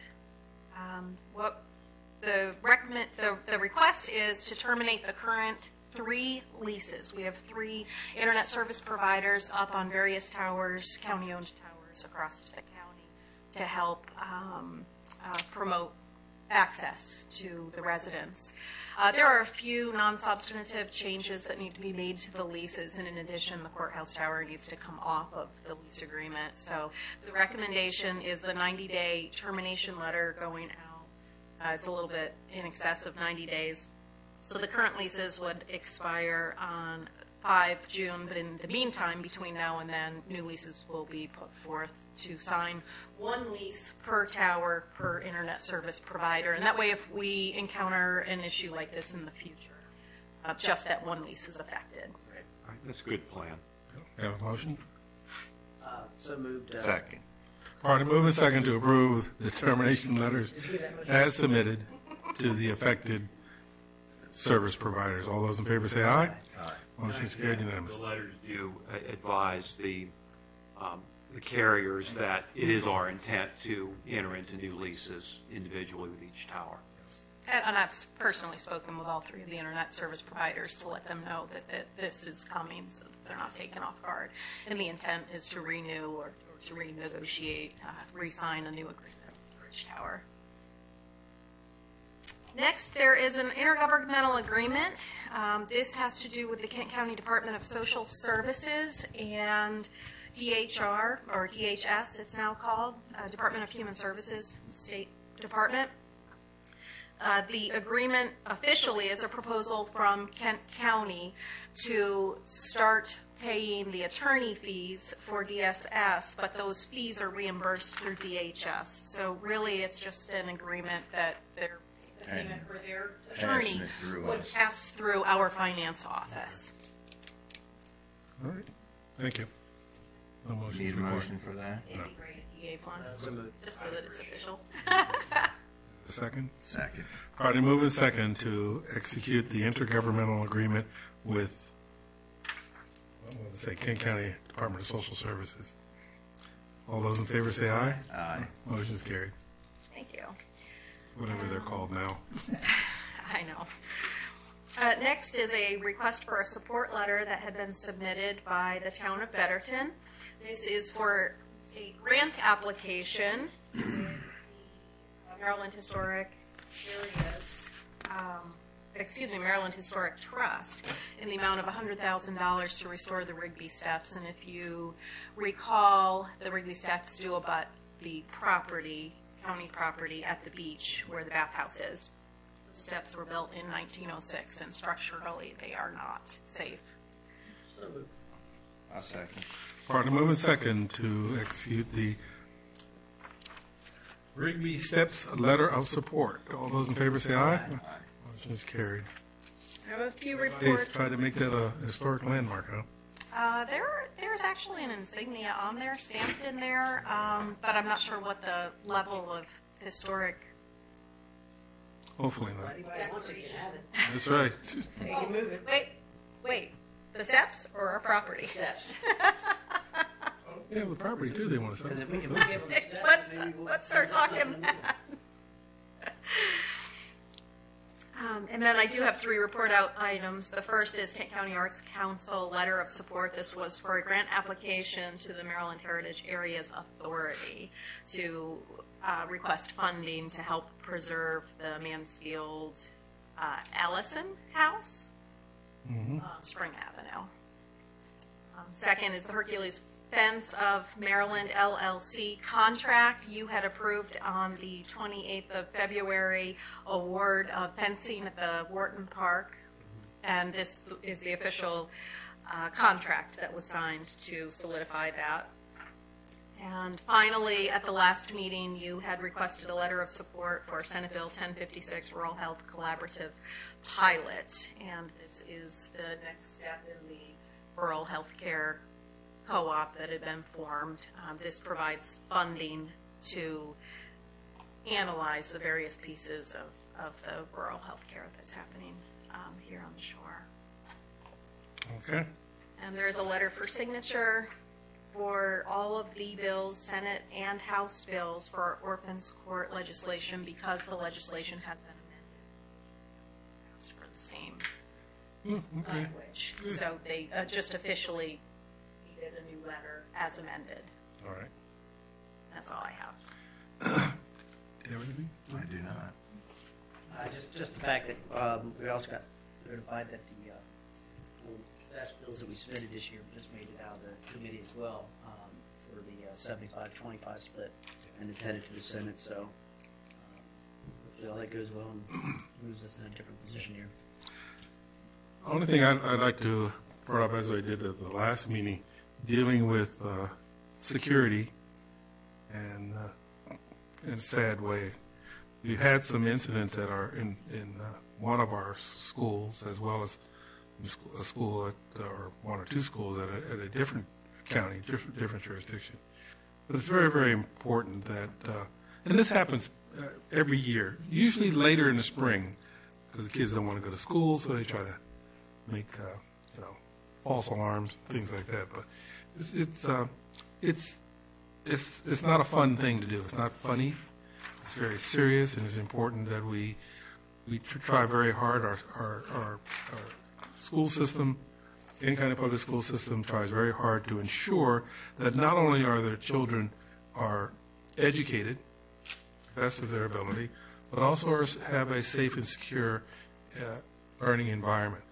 And pranks is not part of that, as well as those that may or may not threaten the safety of our children in our school system, as well as the safety and security of the teachers and other staff, too. They're there, too. So that's very, very important that we ensure that we follow our protocols and procedures as far as school safety is concerned. And I will give you hats off. I've gotten positive feedback that the last couple of days worked very well. As far as kids being evacuated and things like that. So it was They like the that was firehouse. better than, I guess, a year or so ago when it happened. It was like a lot of chaos. This was pretty good. Anyone have any comments? If not, a motion to adjourn.